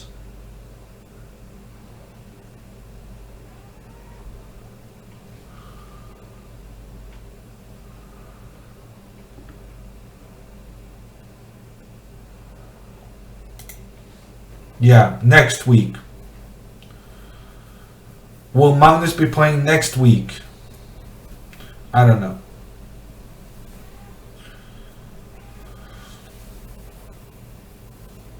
Tomorrow Magnus will play on Lichess, the titled arena. He will? Yeah, I guess he will. He's won it 2 times in a row. I'll be busy doing the Arena Kings.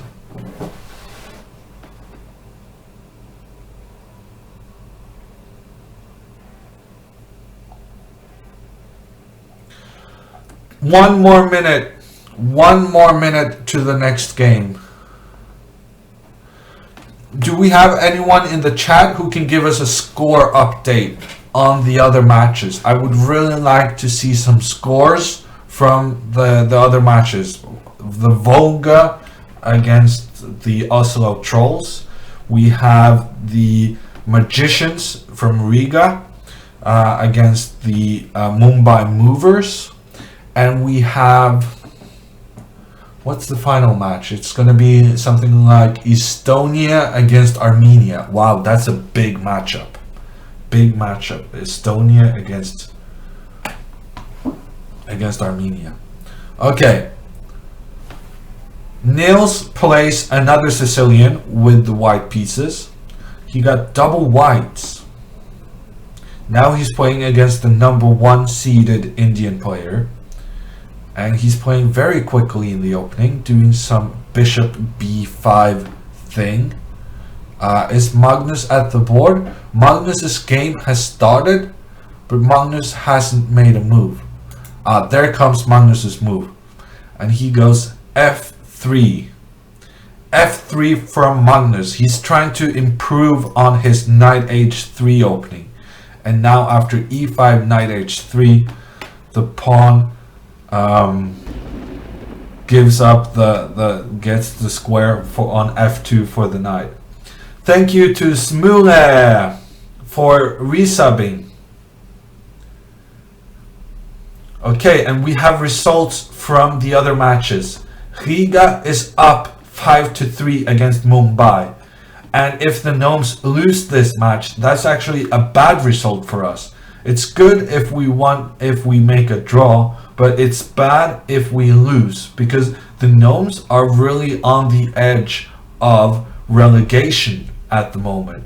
The Oslo Trolls are about to lose their 7th match in a row, being down 5-2 against Volga. And Estonia has the lead against Armenia. I'm not sure what the best result for us is in the Estonia match. I suppose the best is that Estonia loses, because then we can overtake them in the standings in the final round. Okay, Magnus has already gotten the bishop pair. What is going on? Bishop c5, bishop g2, and he took on f2. Wow. I don't think that's how you punish Magnus. Giving away the bishop pair on move 5 and giving him an easy way to castle, getting the rooks into play. I don't think that was too clever. I don't think that was very clever. I think Magnus is already...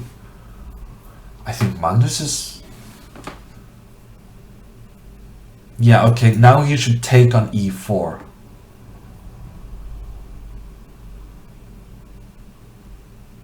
Now, if Magnus manages somehow to get c3 and queen c2, then I think he's better. King g1 takes and h5. That's what I would be scared of. But yeah, I think Magnus is just fine. He's behind on development, but he has a reasonably solid center and the bishop pair.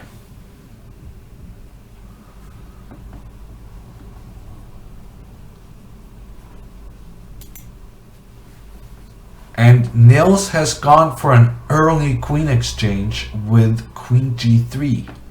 I really like queen exchanges, so I'm a big fan of this move. Big fan of this move. And then there's some pawn weaknesses to go for afterwards, like a4, a5, trying to get control over this dark square on b6. I guess Suri is gonna have to play b6. Yeah. Okay, but we need points from Torbjørn. We will have no chance in this match. Even if Nils and Magnus wins, we need points from the last two guys. And now Torbjørn is playing against the bottom seeded Indian, Sharma. And we need a win here, actually. We really need Torbjørn to win this one. Against Sharma, and I think this position is very complicated. It's very difficult to say what's going on. I'm gonna say Torbjørn is better. I think at some point I would play h5 and bishop h6 after having chased the knight away from d5. So if the knight goes to f4, then I can do this plan of h5 and bishop h6. There's pressure on the e file with the rook, and sooner or later I need to kick out the knight from d5. But yes, having thought about it now, I'm gonna say that Torbjørn is better with the black pieces. So I'm cautiously optimistic about Torbjørn. Let's look at Francisco. Francisco with black is playing a solid opening. I really dislike what's going on here. There's easy pressure against the pawn on a6. So white can do something like b4, rook a3, rook a1, and get very easy play against the black queenside pawn. Yeah, so I'm going to say that white is significantly better in this position. Magnus is in huge trouble, says the chat. After knight g4. Knight g4. Ah, threatening queen c5. Threatening queen c5, and it's not going very well. Bishop e3. He had to block this diagonal. And I'm actually on this move. Maybe Magnus should have done something to prevent this taking on e4. Because this h5, h4 looked dangerous to me, but also this knight g4 was very effective. Okay, so now takes h5, Magnus goes h3. Magnus goes h3, that's a good move, because after h4 you go g4, and you manage to block the king side. So Magnus is on the defensive. Queen c5, queen d2, knight e7. Babu is playing all the right moves, but white is reasonably solid. Babu is coming with the knight to f4.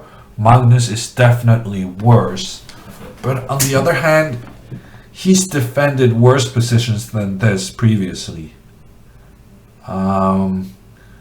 So I'm going to say that winning this for Magnus is going to be very tricky, which is unfortunate because the Gnomes actually,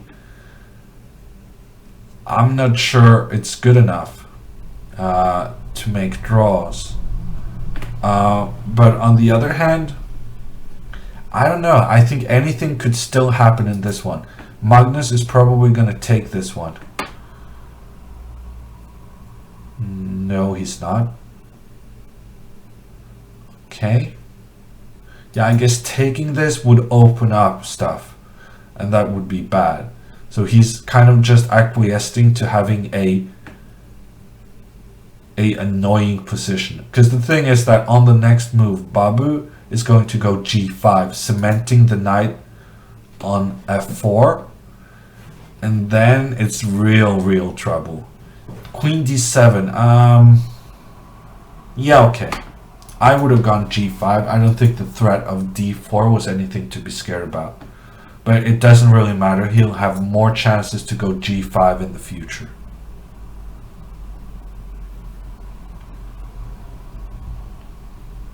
Magnus, if black doesn't go g5, then Magnus at some point is going to take on f4, give up the exchange, and say that he has decent pawns and a decent pawn structure, and gets a knight and a pawn in exchange for the rook. And this g6 move is kind of ambitious. It's very ambitious, trying to go f5, opening up the king side against the against the white king. But at the same time, it gives Magnus some options, I would think. G5 you cannot really do because the rook is going to come. Knight g2. Wow!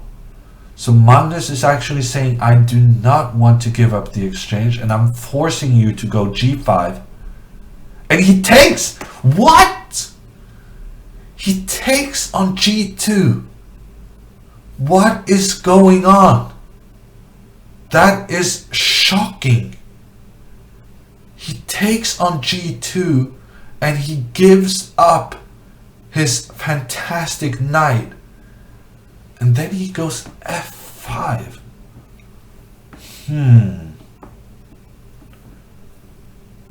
So the idea is that takes,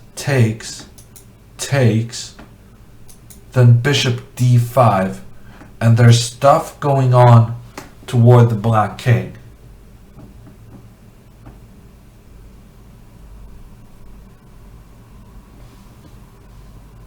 There's some people here, Red Ribbon. Some people, but not everyone.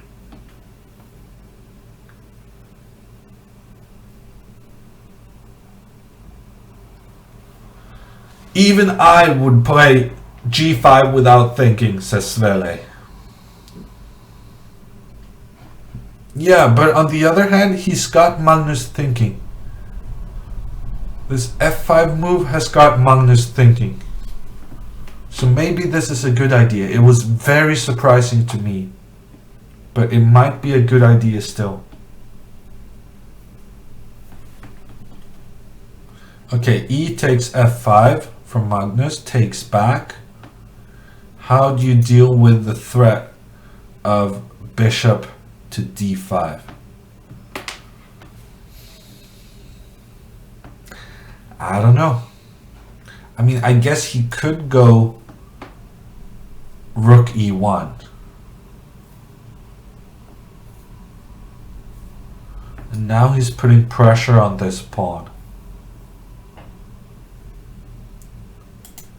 But now takes on g4, takes back.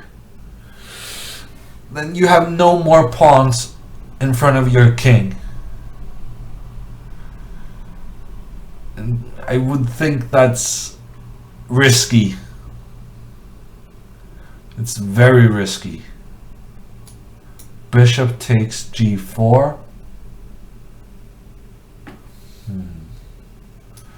Bishop takes g4, maybe rook f7.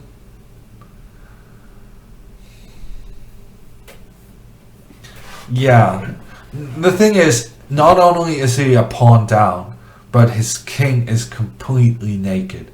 No pawns in front of it to defend. So it's not looking good.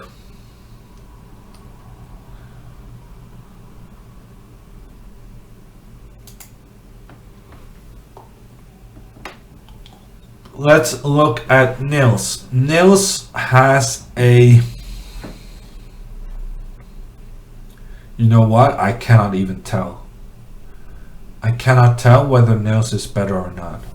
Actually, I think I was gonna say Nils is much better, but I think I'm wrong. I think black is much better because black has the pawn breaks. G5 and H4 challenging the white counterparts on F4 and G3. And also there's some potential of this bishop on the long diagonal to become pretty good. Ah no, but it's actually very concrete. Nils can go knight to d6. So in this position, Nils is definitely better. And then he should have gone g4. And when he didn't go g4, then f5 is a very good move. But now Nils needs to go knight d6. If he doesn't go knight d6, he's definitely worse, I think. But on the other hand, if he does go knight d6, I think he's better. So I think this is a big moment in the game. Nils really needs to go knight d6 to eliminate this bishop on b7.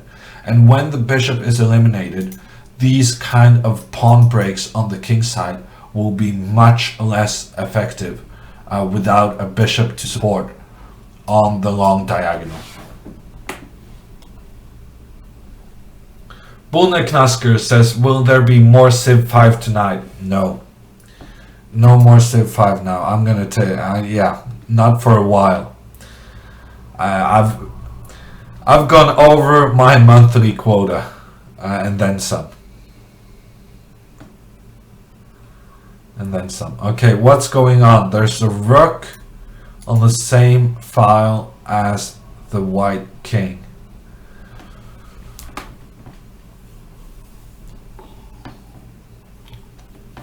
Yeah, it's not looking good. It's not looking good.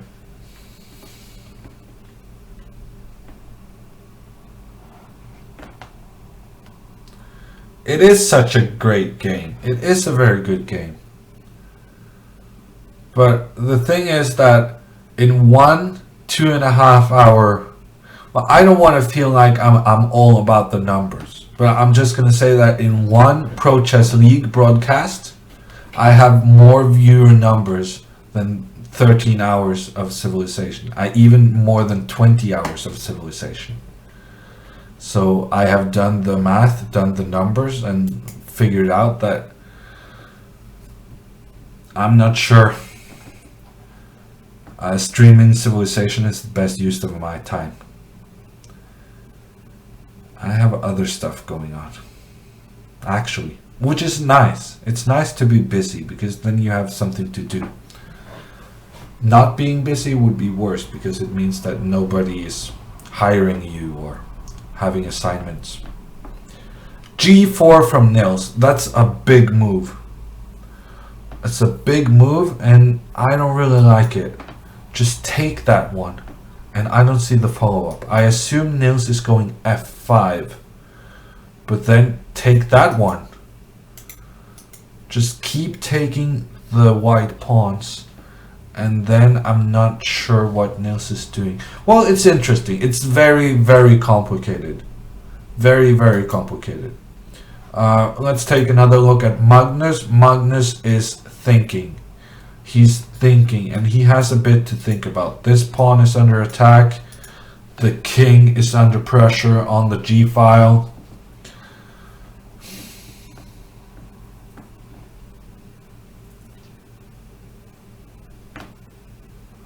People are saying rook takes c7.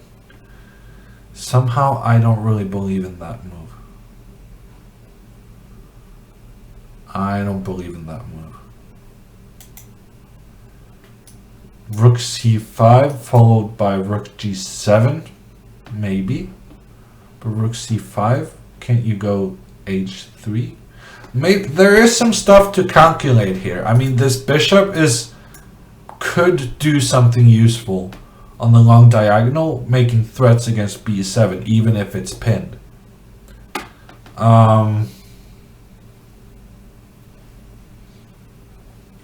Okay, we got some information from Troll Chess that Grover was +4, now it's only 0.4. Okay, this is interesting. Grover is under attack. Francisco is 5 minutes up on the clock. His pawn structure is in ruins, but he has his own favorite type of position.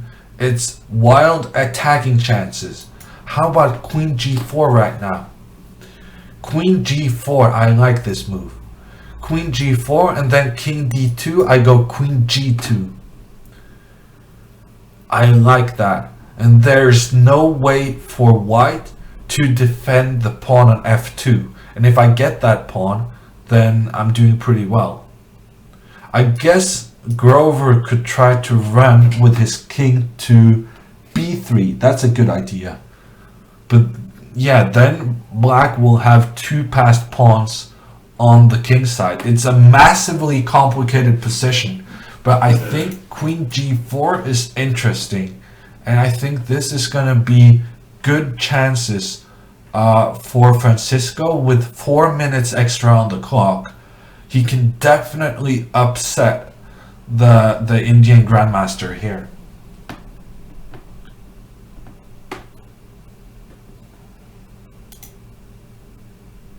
Oh, Torbjørn is losing. Torbjørn is losing.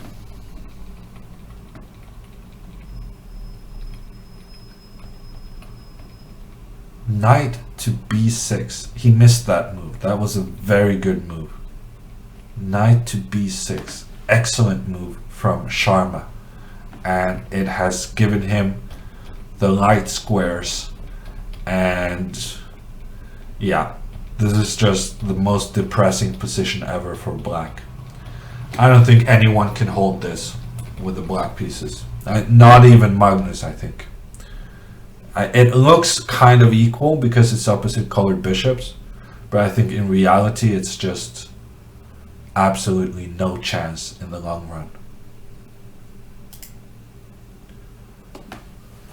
Okay, what has happened? Magnus went for rook to c5, then rook g7 was played, takes on g2. I guess this one you take back. And is something scary happening now? Magnus is not down on material. I mean, they have an equal amount of pawns. Magnus's king is a bit, you know, it could have more defenders. But to me, this looks... I mean, Magnus is capable of even winning this. Because, I mean, if there is some kind of exchanges and there's an end game, then this pawn is probably not going to survive if the queens are exchanged. Takes back. Queen f4. That's a good move. Yeah, that's a good move. Doing both defense and attacking, limiting the options for the white king. But how about rook to c4? Rook to c4 would put the rook on a safe square while simultaneously pushing the queen back. Rook to c... I like it. He's not gonna win. I think Babu playing against Magnus, I think Babu is going to go for a perpetual here. I think he's going to go for the perpetual. Also, his team is up by 2 points. And he's playing Magnus. I think it makes a lot of sense here to try to make the perpetual. But I don't know. I mean, Magnus, could he play for a win? I mean, surely there's enough checks that Magnus can never try to avoid them, right? Thank you to Red Ribbon for subscribing.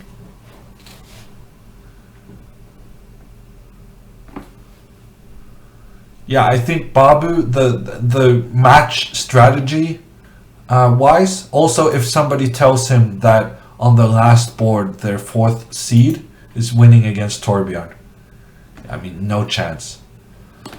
So if he has that information, I think he should just force a draw.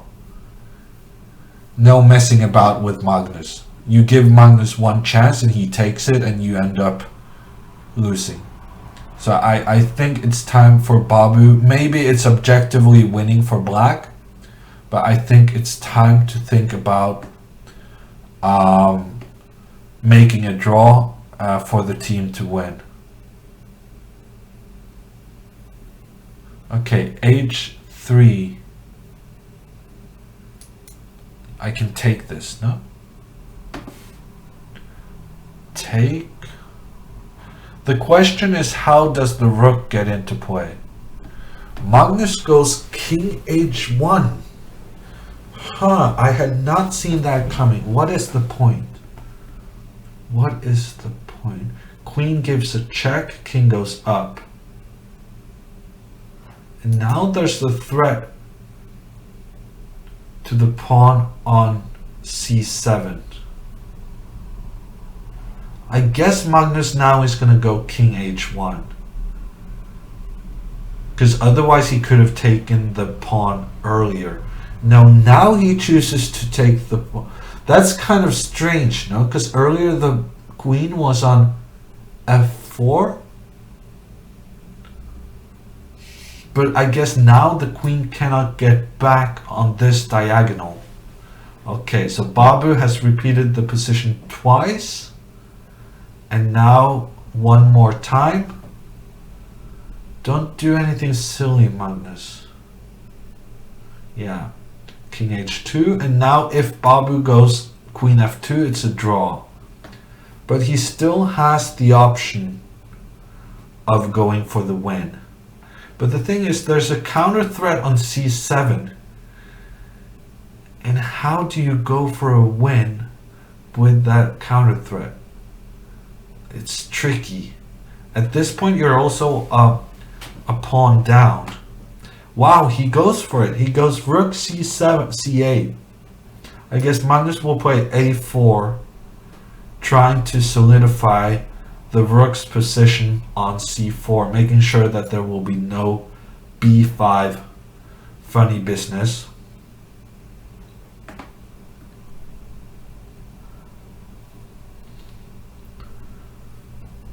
It's not clear to me how Babu is going to make any progress here.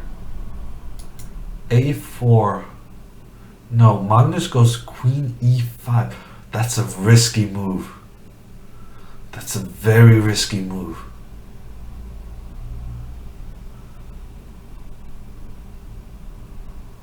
King a8.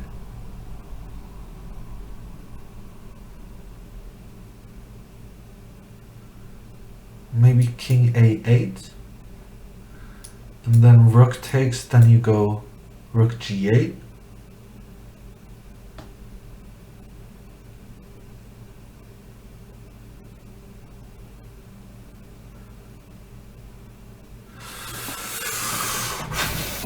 It's dangerous stuff. Maybe king a8 is winning. Because now the rook has access to a couple more squares. I don't know if it makes a difference, but it feels more easy to go for the win. More squares to put the rook. All you need with the black pieces is get the rook into the attack, and then you win. That's the only thing you need to do. Get the rook into play, and then you win.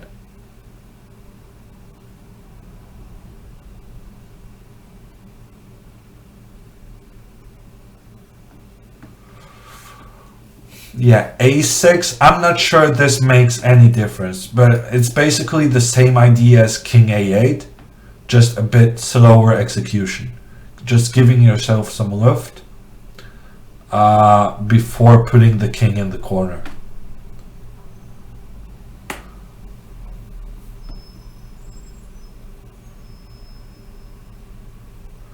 If the Gnomes lose today, they are out. Maybe. I'm not completely sure. Maybe. It depends on the other results. But also, if the Gnomes lose today, we are in serious danger of being relegated. We might get kicked out of the entire league. So as the team captain, I'm also concerned about that.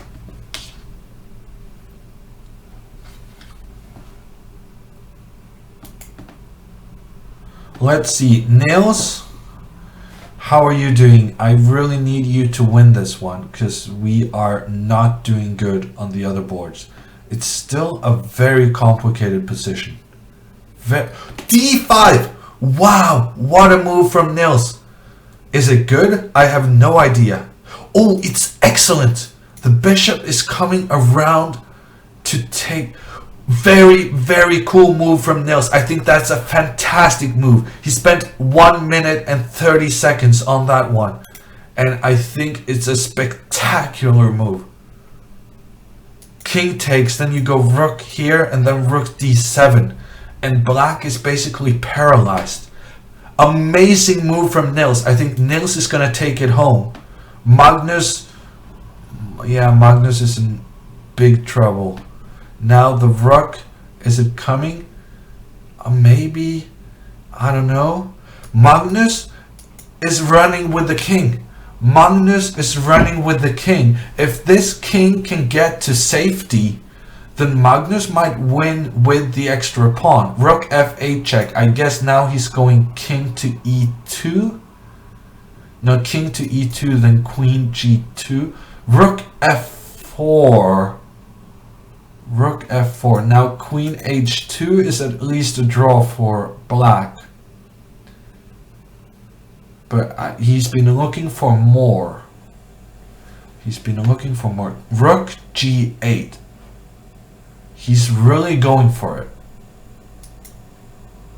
What's going on after king e2? Maybe king e2, queen c6. Queen c6 is a good move. Attacking both here and threats here with the rook and here. That's a lot of arrows, but king e2, queen c6, that's a lot of threats to deal with. Probably too many, I would say. Probably too many threats. Okay, queen h2 instead. Queen h2, king goes up.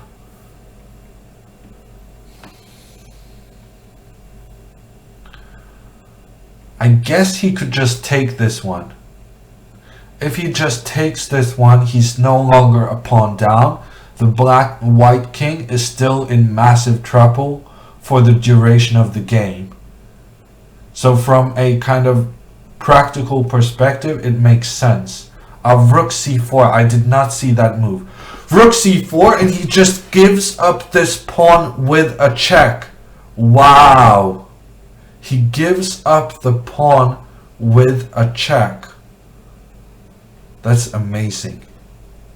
Now I was thinking king d4, but then queen takes b2.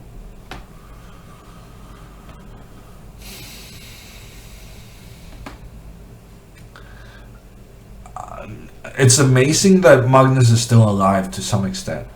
Because, I mean, we're at move 57, and at some point during the opening, I guess we thought that Magnus was in trouble. Now queen g4 is going to be the final blow. Queen g4 and then rook c8. Maybe Magnus can try to go for the fortress. Magnus is going to try to make the fortress. Very interesting. Should black go b5? He decided against it. King up. Now b6, I guess. Rook c3. Magnus has made a fortress. Wow. Oh no. Queen d1, that's a good move. Making sure that Magnus doesn't get his king back to a3. Yeah, I think Magnus has a fortress. Amazing play from Magnus here. Oh no, it's not a fortress. a5 is a very good move. It's a Zugzwang. Zugzwang. Rook c4, the only move not to lose the rook while still protecting the pieces.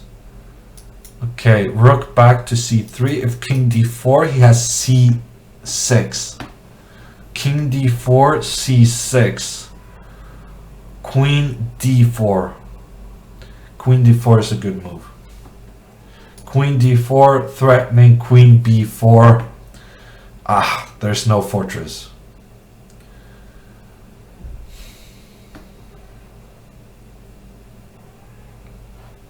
No fortress for Magnus. Let's go to Nils. And Nils has lost his game. There's a pawn going and promoting.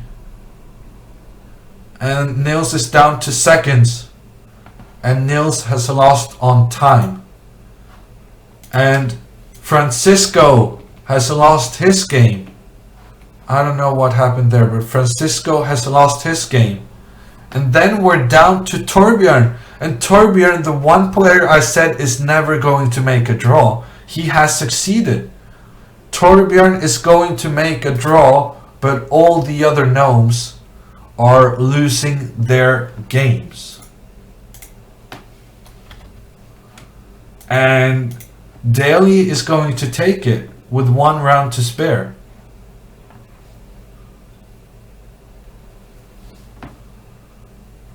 Daly is going to take it with 1 round to spare. Wow. Actually, Magnus is still fighting.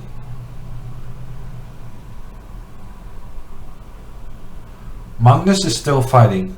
I think this wins. I'm not sure, but I think Queen B3 at some moment wins. But that might be the only way to win. Magnus is actually very close to having a fortress here. Without this pawn, it's a fortress. Queen B3, yeah. So Magnus needs to take back with the king. King A1, and then you go A3. King A1, then A3 wins the game. No, A3, you have King B1. A3, you have King B1. Magnus is fighting. Magnus is fighting. A3, King B1 is a draw. Ooh, this is still tricky. 30 seconds left for Babu. 30 seconds left for Babu. He's trying to figure it out. A3, King B1. A3, King B1 is a draw. King C4. He goes King C4. What now? What if King A2? What is going on? Thank you, Play Like a Child, for the resub. King up, king down, A. Now he goes A3. Very interesting. He does the triangulation and then he goes A3 and he's got it. He's got it. Very good. Very good from Babu. Now he's got the end game with the opposition. So this position would be a draw. This position is a win.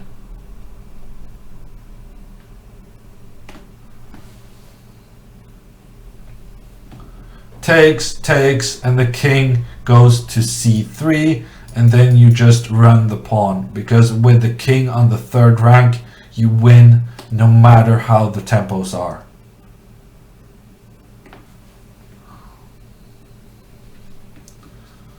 Good job for Babu taking down the world champion. And the Delhi Dynamites are sweeping this round 3-0. And our only hope is to make a draw for Torbjørn. But Torbjørn is also in trouble. But he's done a very good job of defending this. We're now at move 125. Move 125.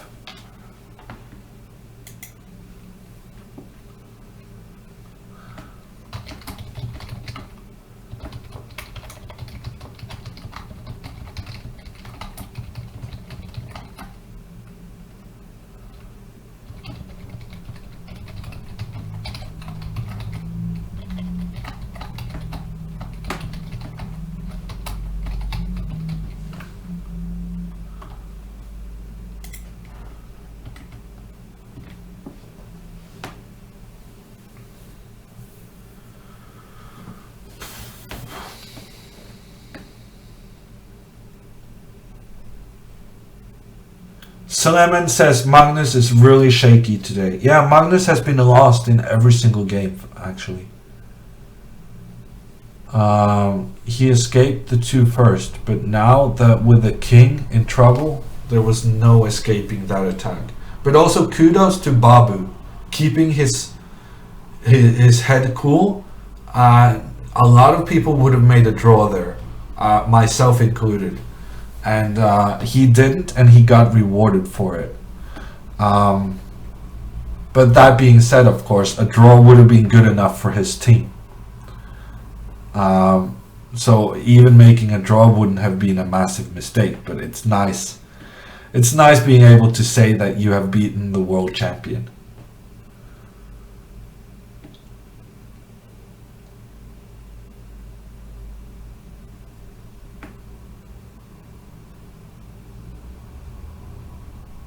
The Gnomes need someone other than Magnus to score. Yeah, but now we're in a spot where we might actually get relegated. We might get relegated. So the Delhi Dynamite has won the match 3.5, 8.5, before the last 4 games. National says, very disrespectful from Magnus to take the league so lightly. Are you sure? Because this is the first 15-minute game that he has given away points. Up to this game, Magnus had won every single 15-minute game. You may say that it's disrespectful to play the opening he does, but I'm going to say that it's what an honor it is for his teammates that he's playing in the league. You really shouldn't take that for granted. And he's playing lots of rounds, and he played many rounds last year as well. And to me, that's more about him being there for the team than what openings he plays. Okay, Babu is so happy with his win that he has taken an early vacation against Grandelius, down a minute on the clock, not having made his move. We have Torbjørn playing his move somewhat late, but then Grover is not at the board either. And then finally we have the battle of the 4th seeds. Francisco has been pretty good, I think. Francisco has had his chances, but at the decisive moments he has faltered. So I really would like to see him win this game to get some confidence going into the final league match next Wednesday.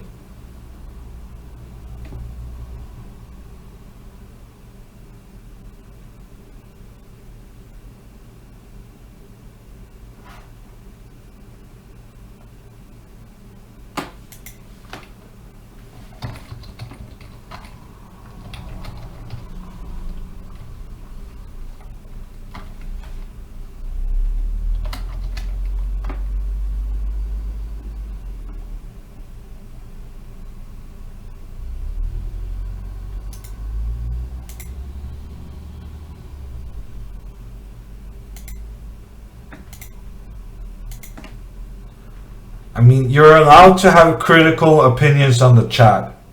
People being offensive to people having criticism will get timed out. You can be a subscriber, but you will get timed out.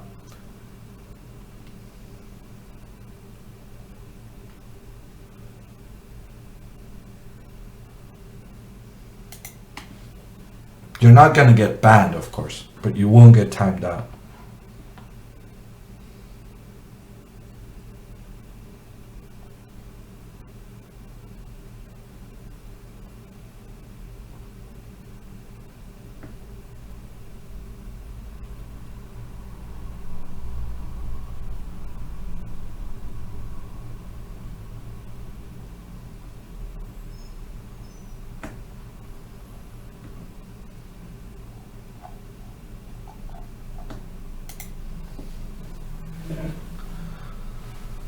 Okay, so Francisco has a great position with the white pieces. Francisco is much better with white.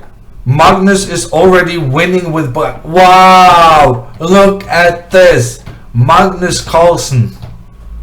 Look at this. Knight c6. He's given up 2 gambit pawns in the opening with black, playing the Scandinavian opening. And now bishop b4, rook e8, and he's sacrificing the exchange on e3 and then going knight takes d4. Wow!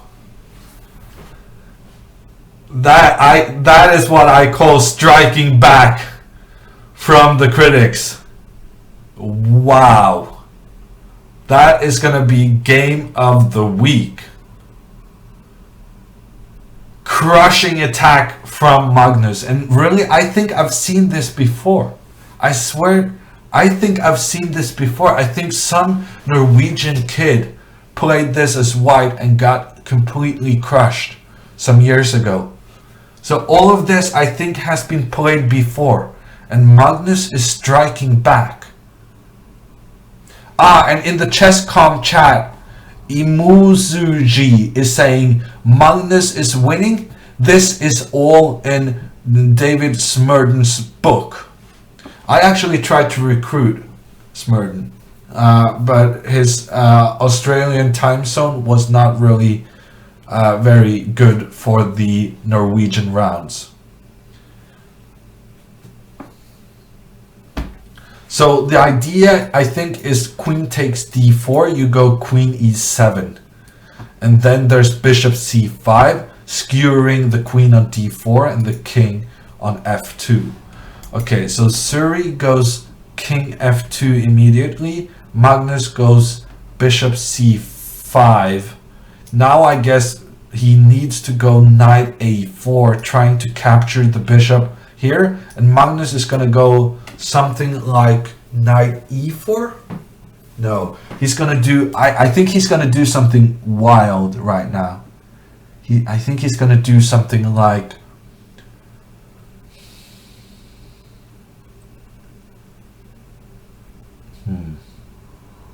knight takes f3, knight takes c5. Now I'm running out of attacking pieces there.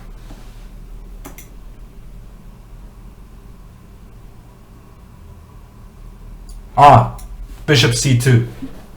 Sometimes you don't have to make it very complicated. Bishop c2, and then knight takes c5. You take the queen. So then Magnus is a queen up. Queen for... yes, he has enough pieces. So with a queen up, the queen for a bishop and a rook, he's going to win this game. So that's striking back from Magnus, defeating the #1 Indian player in a minute, maybe two.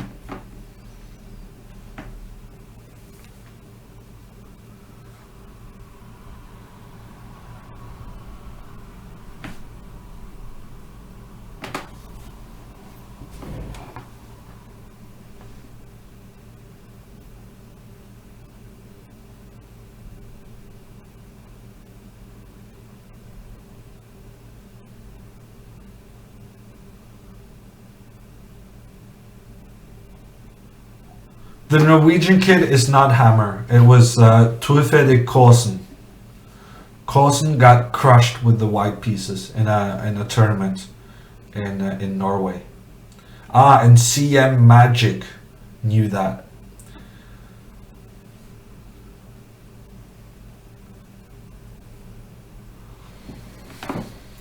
National is annoyed that we don't get to see Magnus in the playoffs. Yeah, me too. Me too. But it's not Magnus's fault. Magnus has done his job and then some. It's the rest of us that have been poor.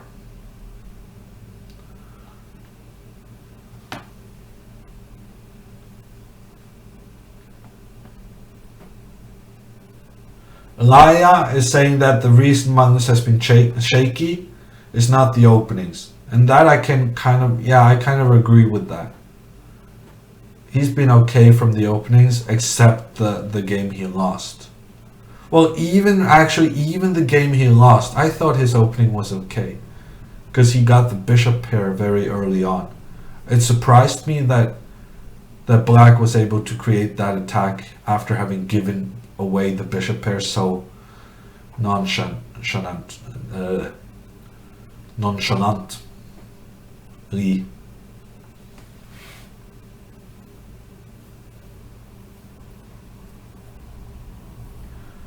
He could get poached by another team though. No, Grandelius was allowed to change team because he had played for someone in the qualifier. Once you play in the actual pro league, you cannot change teams for that season. However, if the Norwegian Gnomes are to be relegated and kicked out of the league, then and even if we're in the league, Magnus is for the next season free to join any team he would like.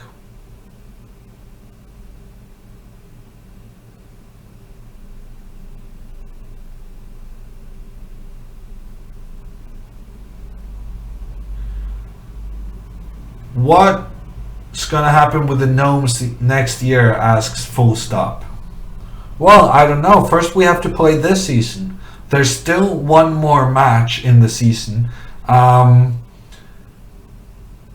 gonna assume that we cannot qualify to the playoffs. I'm not sure actually, because even with these results going against us, I think we can qualify by winning big in the last round and having some other results. I think we still have theoretical chances of qualifying. But other than that, we're just trying to avoid relegation. At this point, we have both a chance at qualifying and a chance at relegating. So we have to be careful about both those things. Queen takes g2 should be enough to end the game reasonably soon. Taking back on c5 is probably also a very good move. Any move is going to win here for Magnus.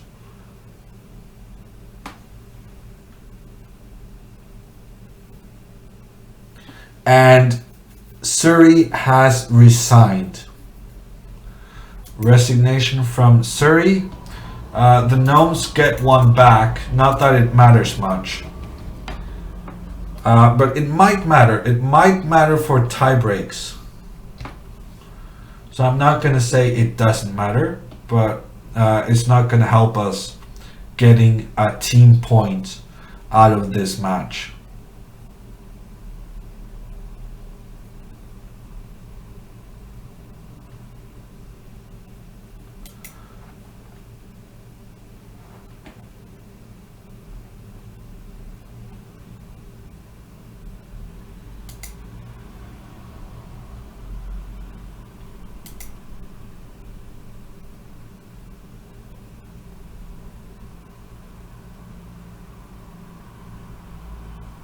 Okay, Francisco had a very nice position earlier, but now I'm not such a fan. A lot of things have happened here, one of which is that he has lost a pawn. White is a pawn down, and in addition he has this double pawn on the F file. So I guess now the question is whether you can create something on the H file. Maybe you can. Maybe do something like bishop takes e7 and then take on d5. No, there's also some issues with this pressure on the long diagonal. There's like 2-3 different things that are quite unpleasant for white.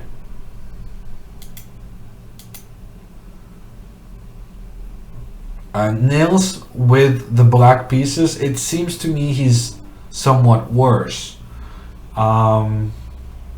Just some normal move like rook c1, and probably white is a little bit better. The final game is Grover against Hansen. Hansen against Grover. What is going on here? It's a pretty innocent position. All the white pawns being very solidly placed on the second rank. Black is taking control over the D file. I guess I'm not such a big fan of that, but on the other hand, Torbjørn can just move the bishop back to D3 and do the blockade on the d5, making sure that the rook isn't coming into d2. If Armenia beats Estonia, then the Gnomes have a chance, says National. Yeah, but then we also need the movers to lose to Riga, right? So how is the score in those games? Armenia, we need Armenia to beat Estonia, and I would like the movers to get some points against the Magicians. The Magicians were up 3-5, I think, earlier. So I guess it's not fantastic. Movers are up 8-6, says Troll Chess. That's very good news. That's also very good news for avoiding relegation. That means that the Riga Magicians are not going to surpass us for this round.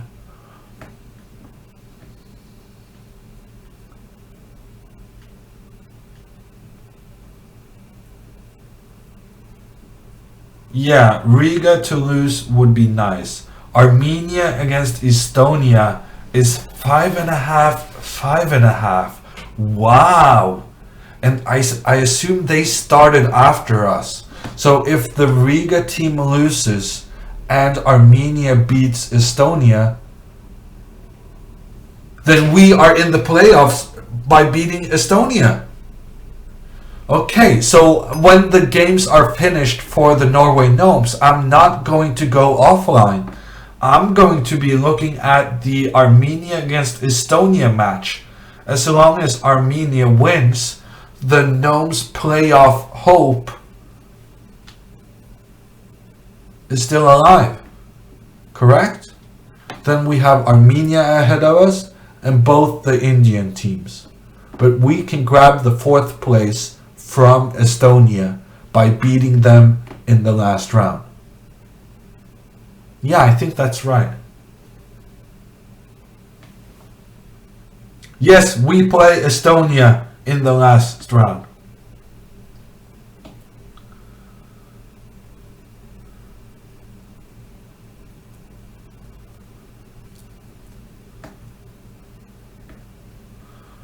So actually, when the games finish for the Gnomes, I'm not gonna go offline.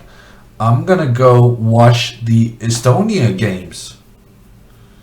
I'm gonna watch the Estonia games and see if we can get some help from Armenia.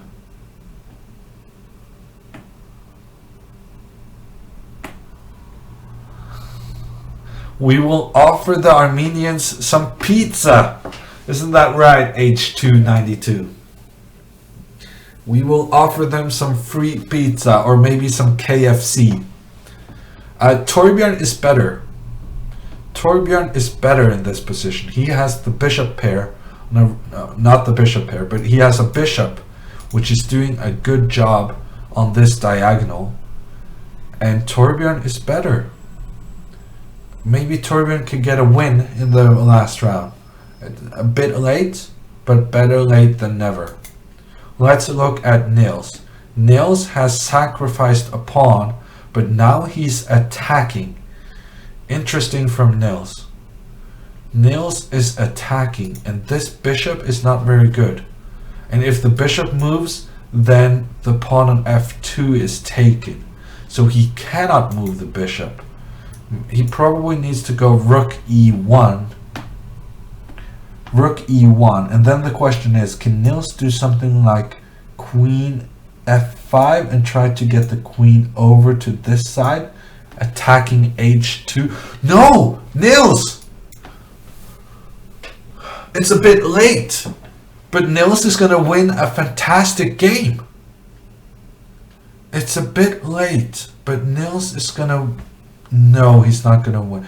Ah, interesting. Knight takes h2. King takes, then rook f5, queen takes a8. Queen takes a8. Queen takes a8. I was thinking king h7, then queen e8 and sacrificing the queen on h5. But in this line, Nils can go king f7 to prevent the queen from getting to... and that's going to give him the win. Is it going to give him the win? Yes, I think so. I think so. Knight takes h2. Spectacular play from the Norwegians in the last round. Well, the Swede in this case. But it's a bit too late. It's a bit too late.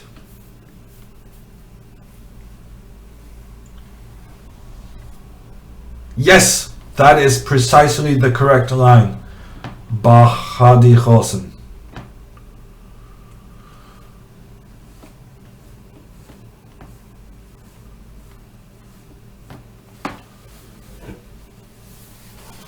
Lurker is asking, are you playing some Civ today? No, I'm done with Civ for some time now. Nothing gets you sick of things by doing it more than doing it 20 hours in 2 days.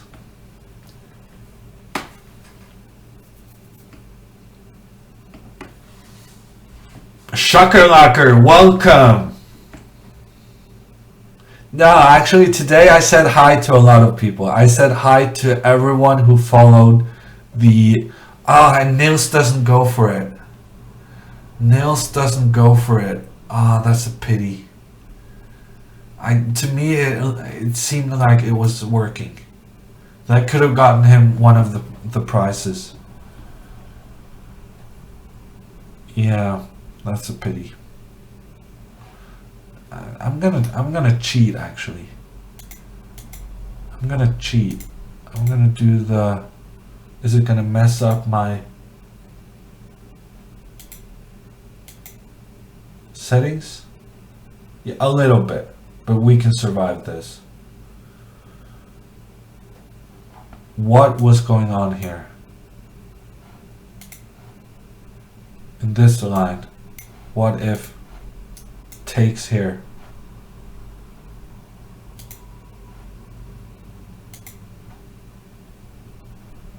Yeah, I can't figure it out. Okay, I guess the computer is saying it didn't work.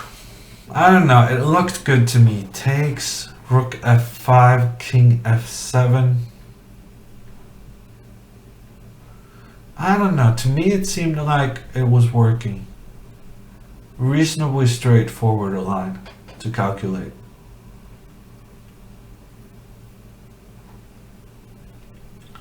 Queen b4. What a move from Kanapka. Queen b4. Wow, that's a stunning defensive move. But on the other hand, I still have e4. I can play the pawn to cover along the 4th rank, making sure that you don't get to h4. But maybe you can do the same idea, not from b4, but from d8. So what are we saying? Knight takes back up here, takes, king f7, and then maybe you can go queen d8. That's probably it. Queen d8. So you got the right idea, but the wrong execution. Queen d8 and then sacrificing the queen back on h4. And that's gonna be somewhat better for white.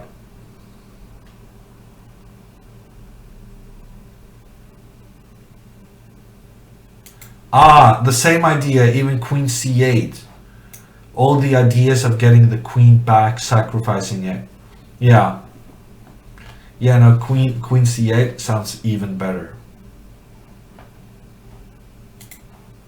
Okay, so it probably didn't work. Let's look at Francisco. And we just caught the final move. Francisco got checkmated. So a big chance for him in game 1. He almost won game 1 with the fork. I know a lot of people clipped that moment. So if somebody wants to replay Francisco's chance at glory, somebody's going to have the clip in the chat. And then we're going to look at Torbjørn. And Torbjørn is suddenly worse. How did that happen? I mean, in this position, I thought he was better, but e5 and then f5. f5 is a good move, and he's just locking down this bishop. So I thought the bishop was fantastic, but Grover was able to make sure the bishop didn't see the best future. f5 and e4, that's a good way of restricting the bishop. And in this position, black is better because of the more active king. And also the knight is more mobile. can attack both the white and the dark squares. So I'm gonna say this is I don't know actually. Maybe Grover should have gone b6 and a5 just to go on the dark squares. Yeah, maybe Grover did a mistake here, allowing white to go on to a5. So this is close to winning for black, but maybe because of the weakness on b7 that white can sometimes manage to get the bishop to attack here just in time. And then I think it's going to be fine.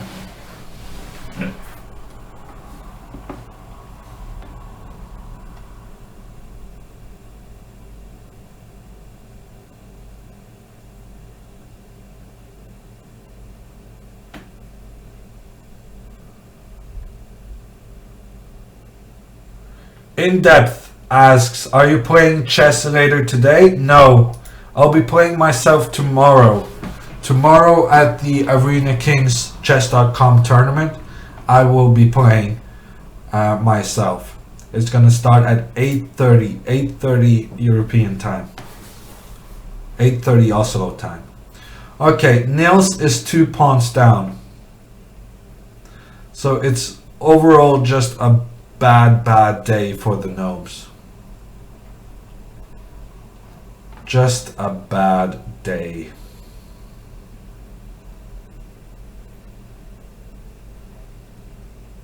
How's Armenia versus Estonia? Yes, please someone give us updates for Armenia versus Estonia. Carlsen scored 3 points. Shakalaka.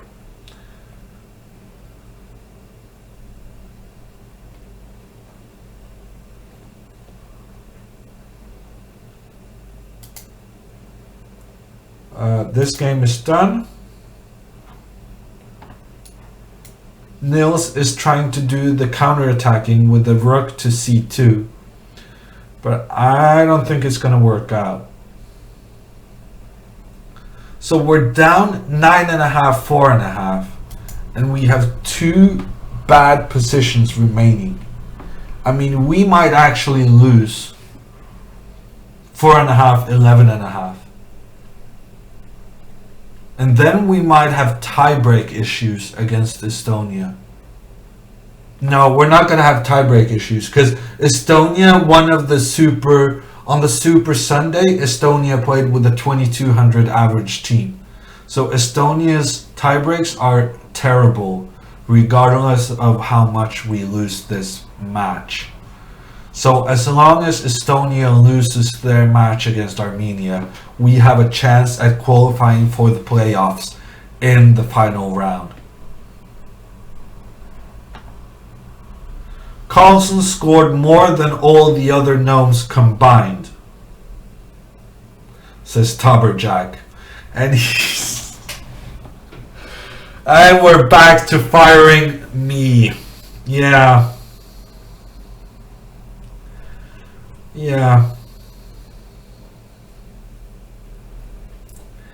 In pro sports, they normally fire the coach when something like this happens.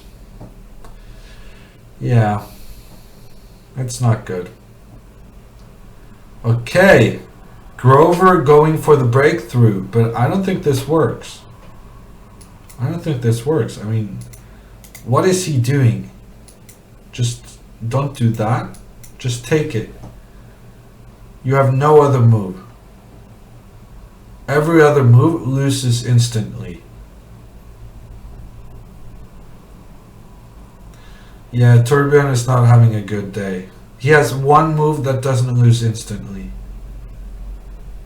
He just takes back. That's no, it's not clever. Why not just king here now? Then king f4. Clever guy. King f4. No, but king f4, then I have bishop d5. Bishop d5, and then I take this pawn. What is Grover doing? Bishop d5 then loses to e2. Bishop d5 loses to e2. But what if I do bishop a2? A bishop a2 also loses to e2. Yeah. Probably it was lost anyhow. I guess probably it was lost anyhow. What happened to Tari, asks Shakalakar. Yeah, no, Aryan has been busy with tournaments. First he was playing Vaikansei, then he had to catch up on school because of Vaikansei, and now he's playing in Aeroflot. So yeah, Aryan just has too busy schedule. Actually, Torbjørn hasn't lost yet. Ah, that's a good move. That's a very good move. And Grover takes it home. And Grandelius has lost on time. And that means the Norway Gnomes have lost 11.5, 4.5. Yeah. That's a bad day at the office. I don't know how else to put it. That's not a good day at the office. Suleiman says, it's okay, you're the manager, not the coach. Yeah, I'm not sure that's what people had in mind.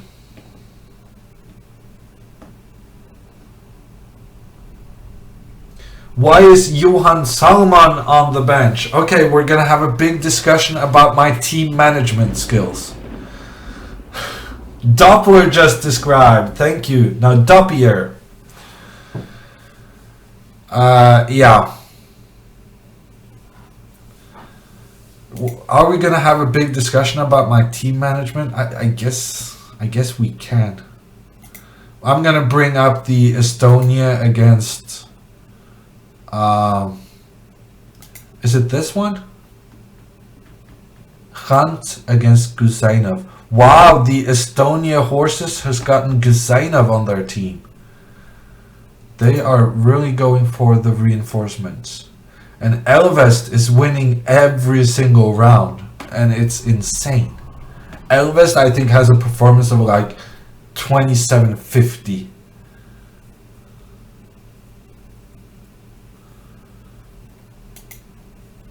$27.50.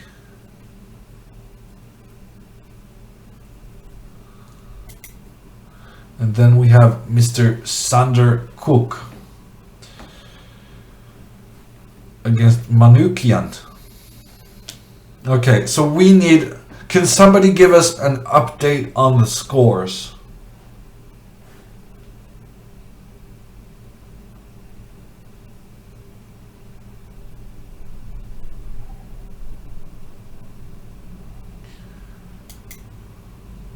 Update on the scores in the Estonia match. Any good Samaritans in the chat to help out? I'm gonna say that Elvest is completely winning. Again. I don't know how he does it. I mean, round after round after round. If you don't pick Elvest on your fantasy team, you have not been paying attention. Because he's just winning every single round. Bishop takes e5, takes back, takes with a queen, and checkmate in the corner. It's a nice tactic, but it's not good for the Gnomes. It's not good for the Gnomes.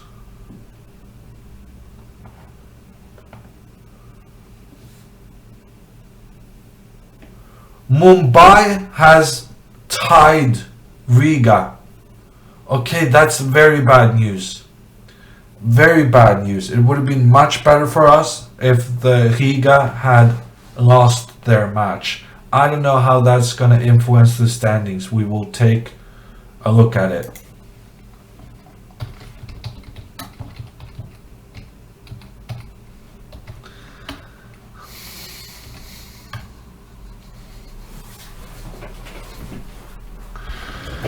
I'm timing you out for that one. Behave, guys. Behave. Okay, so that's a good tactic. Somebody has the score.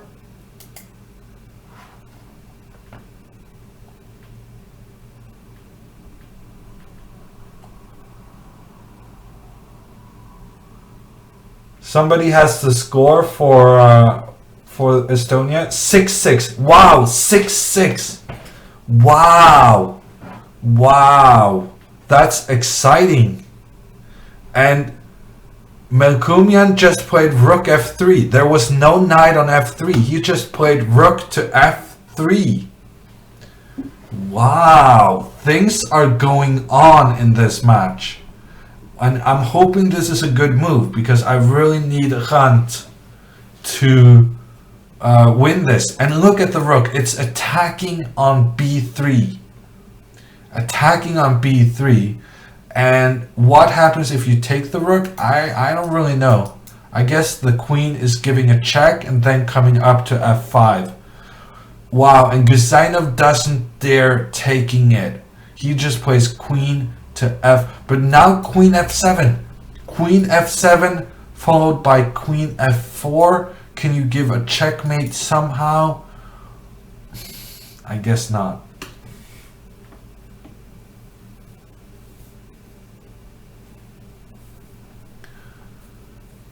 I guess not. Yeah. Locha has joined the Norway Gnomes team chat. And he's saying Hammer is cheering for the Armenians right now. And that is so true.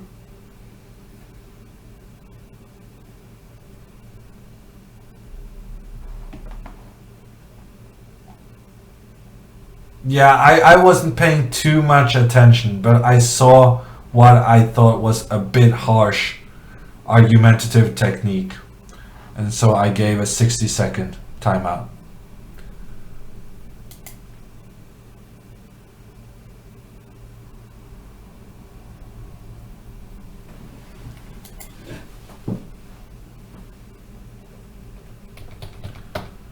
Let's look at this. I think the best we can hope for here is a draw. I think Estonia is slightly better with the black pieces. This game, I guess, is done. No, it's not done. Gregorian is fighting back. He's a pawn down, but he has this annoying one on h6, which can create some counter chances. So I'm not going to give up on this game just yet.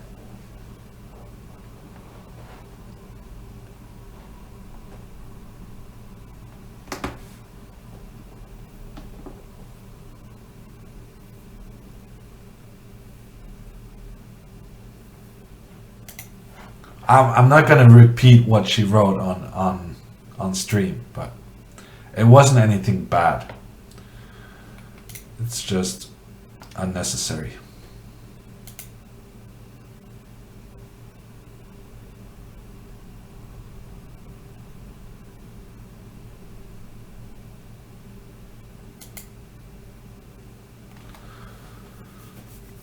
Rook d3.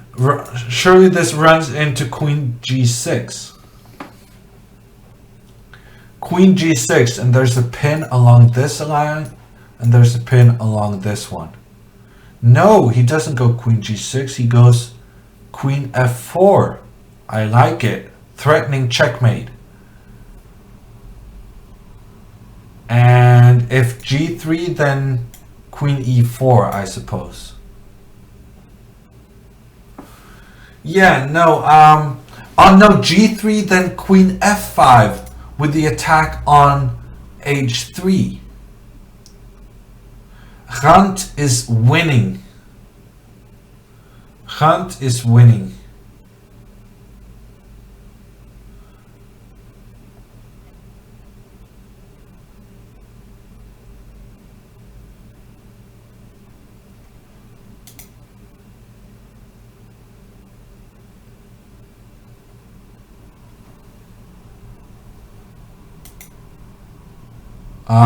Estonia is still better on the last board.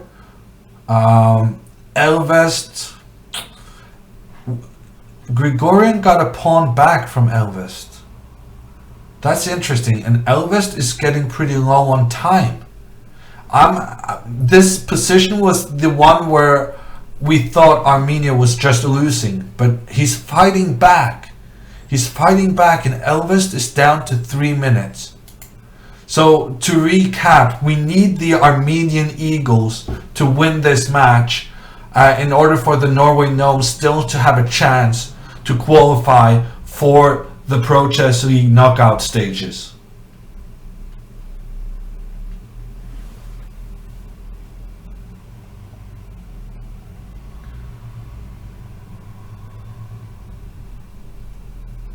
Yeah, no. Yeah. And this, I assume, is going to be a draw.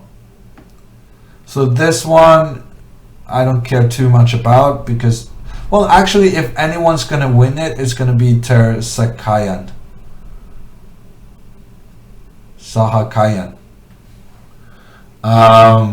So Armenia is better here. Armenia is winning here. And Armenia is better here. Maybe rook e4. I think as long as Grigorian doesn't lose this, which probably at this point he shouldn't, then I think Armenia is going to win this match.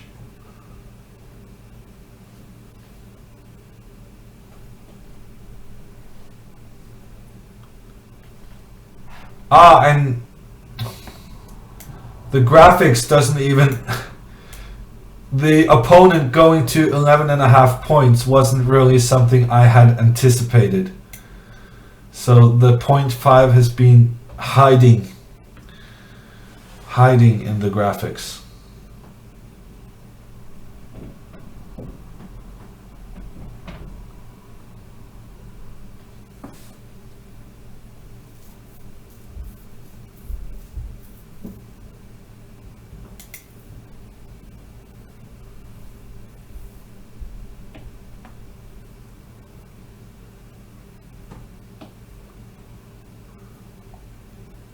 The rest of the team went 1.5 out of 12.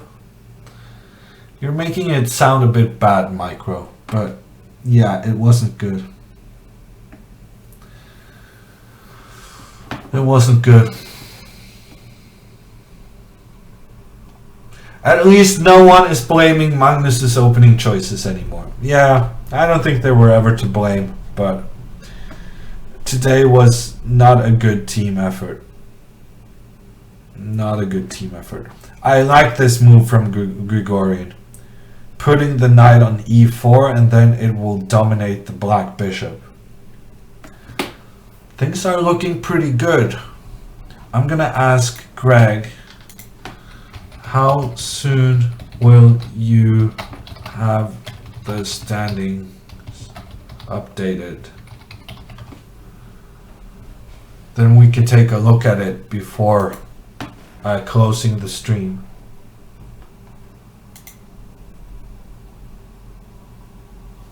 Groger just saw Magnus's Scandinavian game. What a crazy game. Yeah, he beat the #1 Indian seed in a matter of minutes. I mean, it was like 3 minutes before Magnus had a winning position with the black pieces.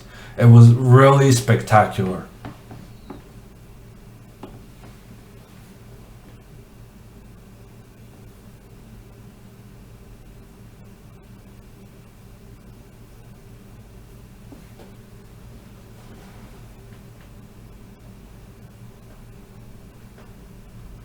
Can you replay that game? Asks Vertrich. Nah, I'm tired. I'm just gonna watch the conclusion of the Armenia match, and then we're gonna look at the standings. And after that, I'm gonna go eat.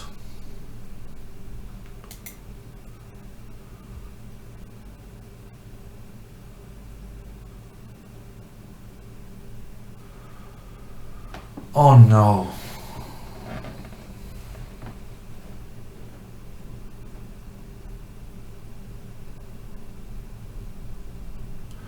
Did the Hunt blunder? No. Queen takes. I think Hunt blundered. He was supposed to be winning, right? And now, if he takes the queen, I mean, he's going to be a rook up. He's going to be a pawn up. But I guess we were hoping for him to have a bigger advantage than that. So here, after rook d1, he took on g3, getting hit by knight d4 and the fork. Takes. Yeah, so black is going to be a pawn up. I was hoping for more, but a pawn is usually enough to win a game of chess. So I think he's going to be fine. What I do not like is the fact that he's still thinking. I mean, he should make his move now, right? I mean, just take the queen, get this endgame with a pawn up, get the king up to h6, go g5, and win the endgame. No, he goes queen g6, but now there's queen g2. What is he planning? Queen g2. What?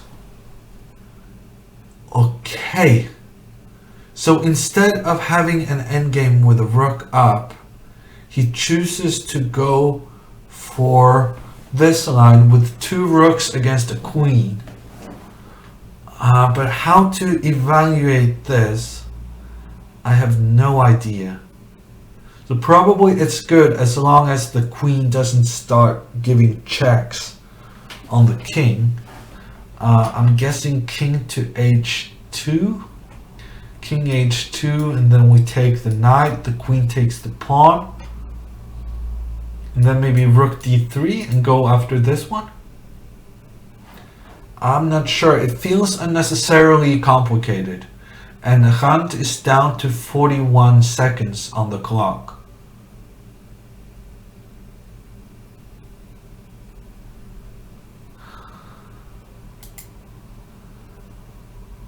And this game is a draw.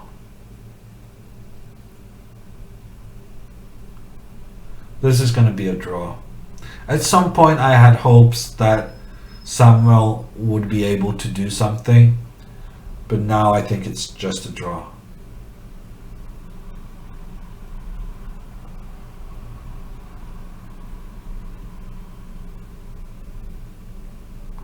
Manukyan lost. No. Manukyan on the final board was outplayed. His opponent gradually went forward with his pawns on the king side, and he ended up losing the game. That is unfortunate. Is there any way to save it? No, it doesn't look like. I would maybe go here. No, but then it's a check. Yeah. Okay, so Estonia is up 1-0.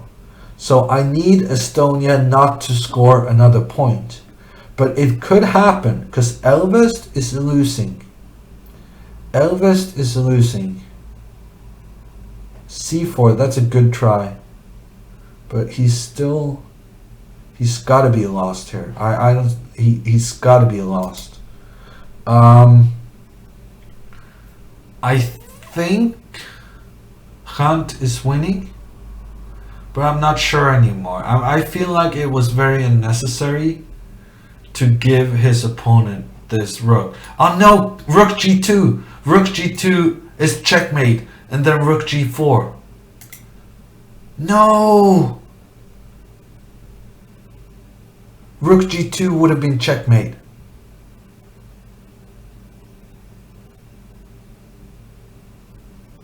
Rook g2 would have been checkmate, I'm pretty sure. And this game is going to be a draw. So I need Khan to win this one, and I need Gregorian to win this one. Gregorian is 2 pawns up. That should be fine. Hunt found the right way. He played rook g3, and it's checkmate coming, because now the king is getting checkmated by the 2 rooks if you do not move the pawn. But if you do move the pawn, then you go rook g2, king h1, and rook back to g4, and it's checkmate. So Hunt is going to win this one. And then there's the rook endgame with Elvest. Elvest is losing, so that's should be 1 more point, and in that case Estonia is losing. In that case Estonia is losing.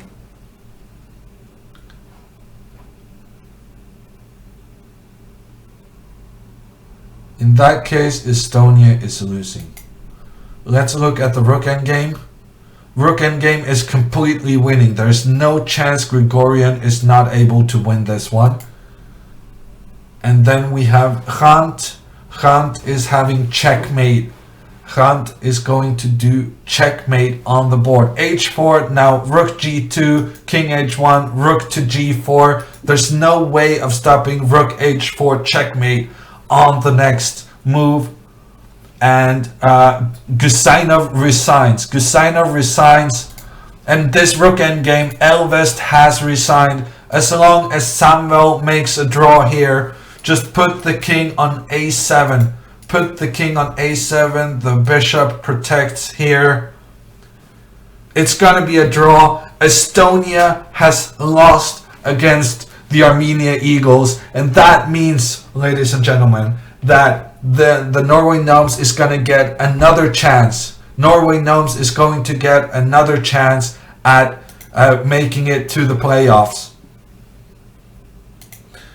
Norway Gnomes is gonna get another chance to making it to the playoffs. I'm gonna do something.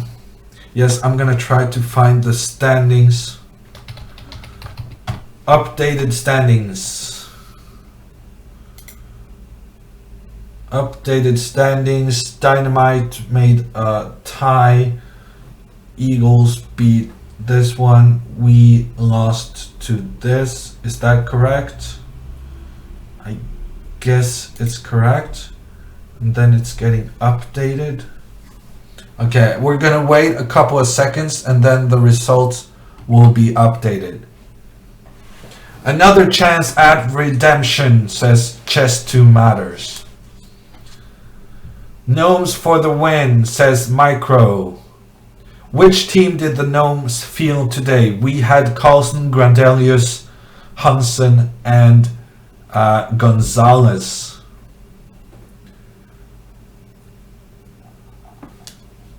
Standings updated, says Greg. I'm gonna do a refresh.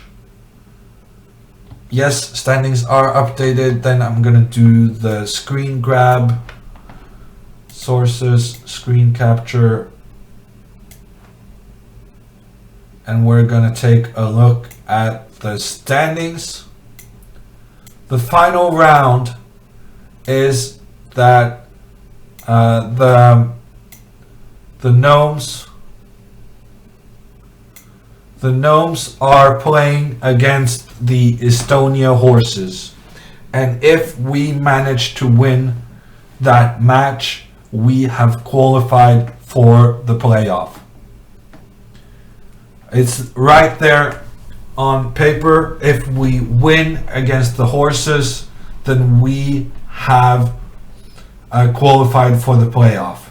But also note that if Riga the Magicians get another point, and if the Volga Stormbringers win their final match, and if the Gnomes lose against Estonia in the decisive playoff match battle, then we could get relegated. The Gnomes will have such an important last round series game with both relegation and promotion being on the line. That is going to be a huge game. Fraggy asks, don't you have to win with a margin? No. A win is good enough. We have the better tiebreaks. We have the better tiebreaks. What happens when you relegate? Asks I wanted to ride. If you relegate, you need to participate in the fall qualifier, trying to re-qualify for the Pro Chess League. And that's a lot of teams want to come into the Pro Chess League. So re-qualifying is very, very tricky.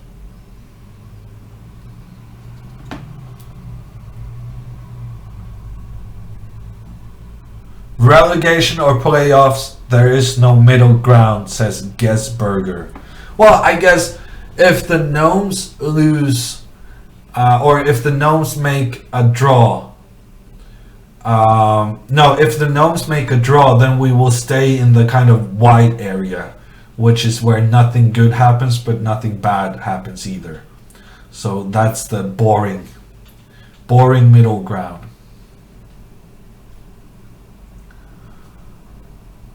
The Oslo Trolls have officially been relegated.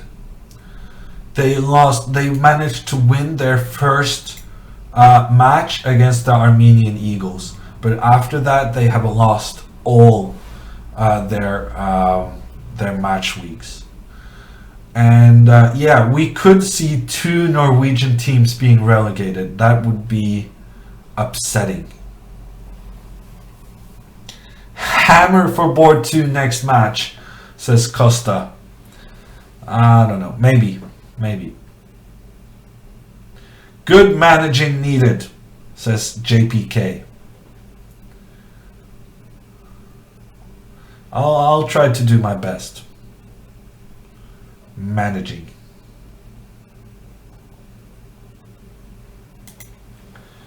Just let the Twitch chat decide the team lineup and the openings, and it will be an easy win, says Alaya.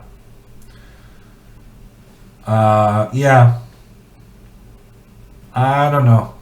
There's no such thing as an easy match or an easy win in the Pro Chess League. Will you stream any Civ 5 next week? No. No, I mean, I did more than 20 hours.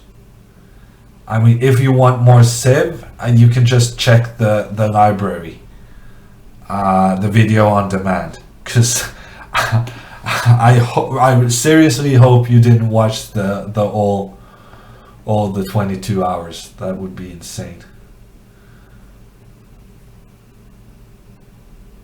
What happens if 3 teams tie? Asked Costas. Well, there's no chance for a tie at the moment. There's not even a theoretical chance of a tie. If we beat the Estonia horses, we will have the superior tie breaks. And there's no chance of Riga, even if they win 16-0, there's no chance Riga will overtake us on the tie breaks, on the game points. So, so if we win against Estonia, we are in the Pro Chess League. No, we are in the playoffs.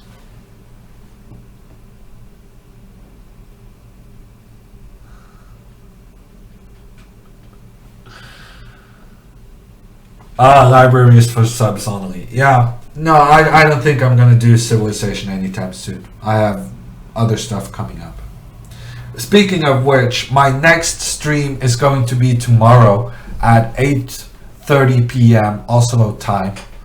And it's going to be the Arena Kings tournament at chess.com. I'm also updating my stream schedule. Among the things that have not been added to the schedule but will happen is a Crazy House match against Helm's Knight. Crazy House match against Helm's Knight coming up in March. I also made a promise to do a blindfold blitz session, so that's also going to happen. Okay, that's it from me. I hope you join the next round, the next match time, the next Pro Chess League Wednesday. because then we will have the decisive final round of the league series. But until then, or until tomorrow, if you want to catch the Arena Kings tournament, I say goodbye.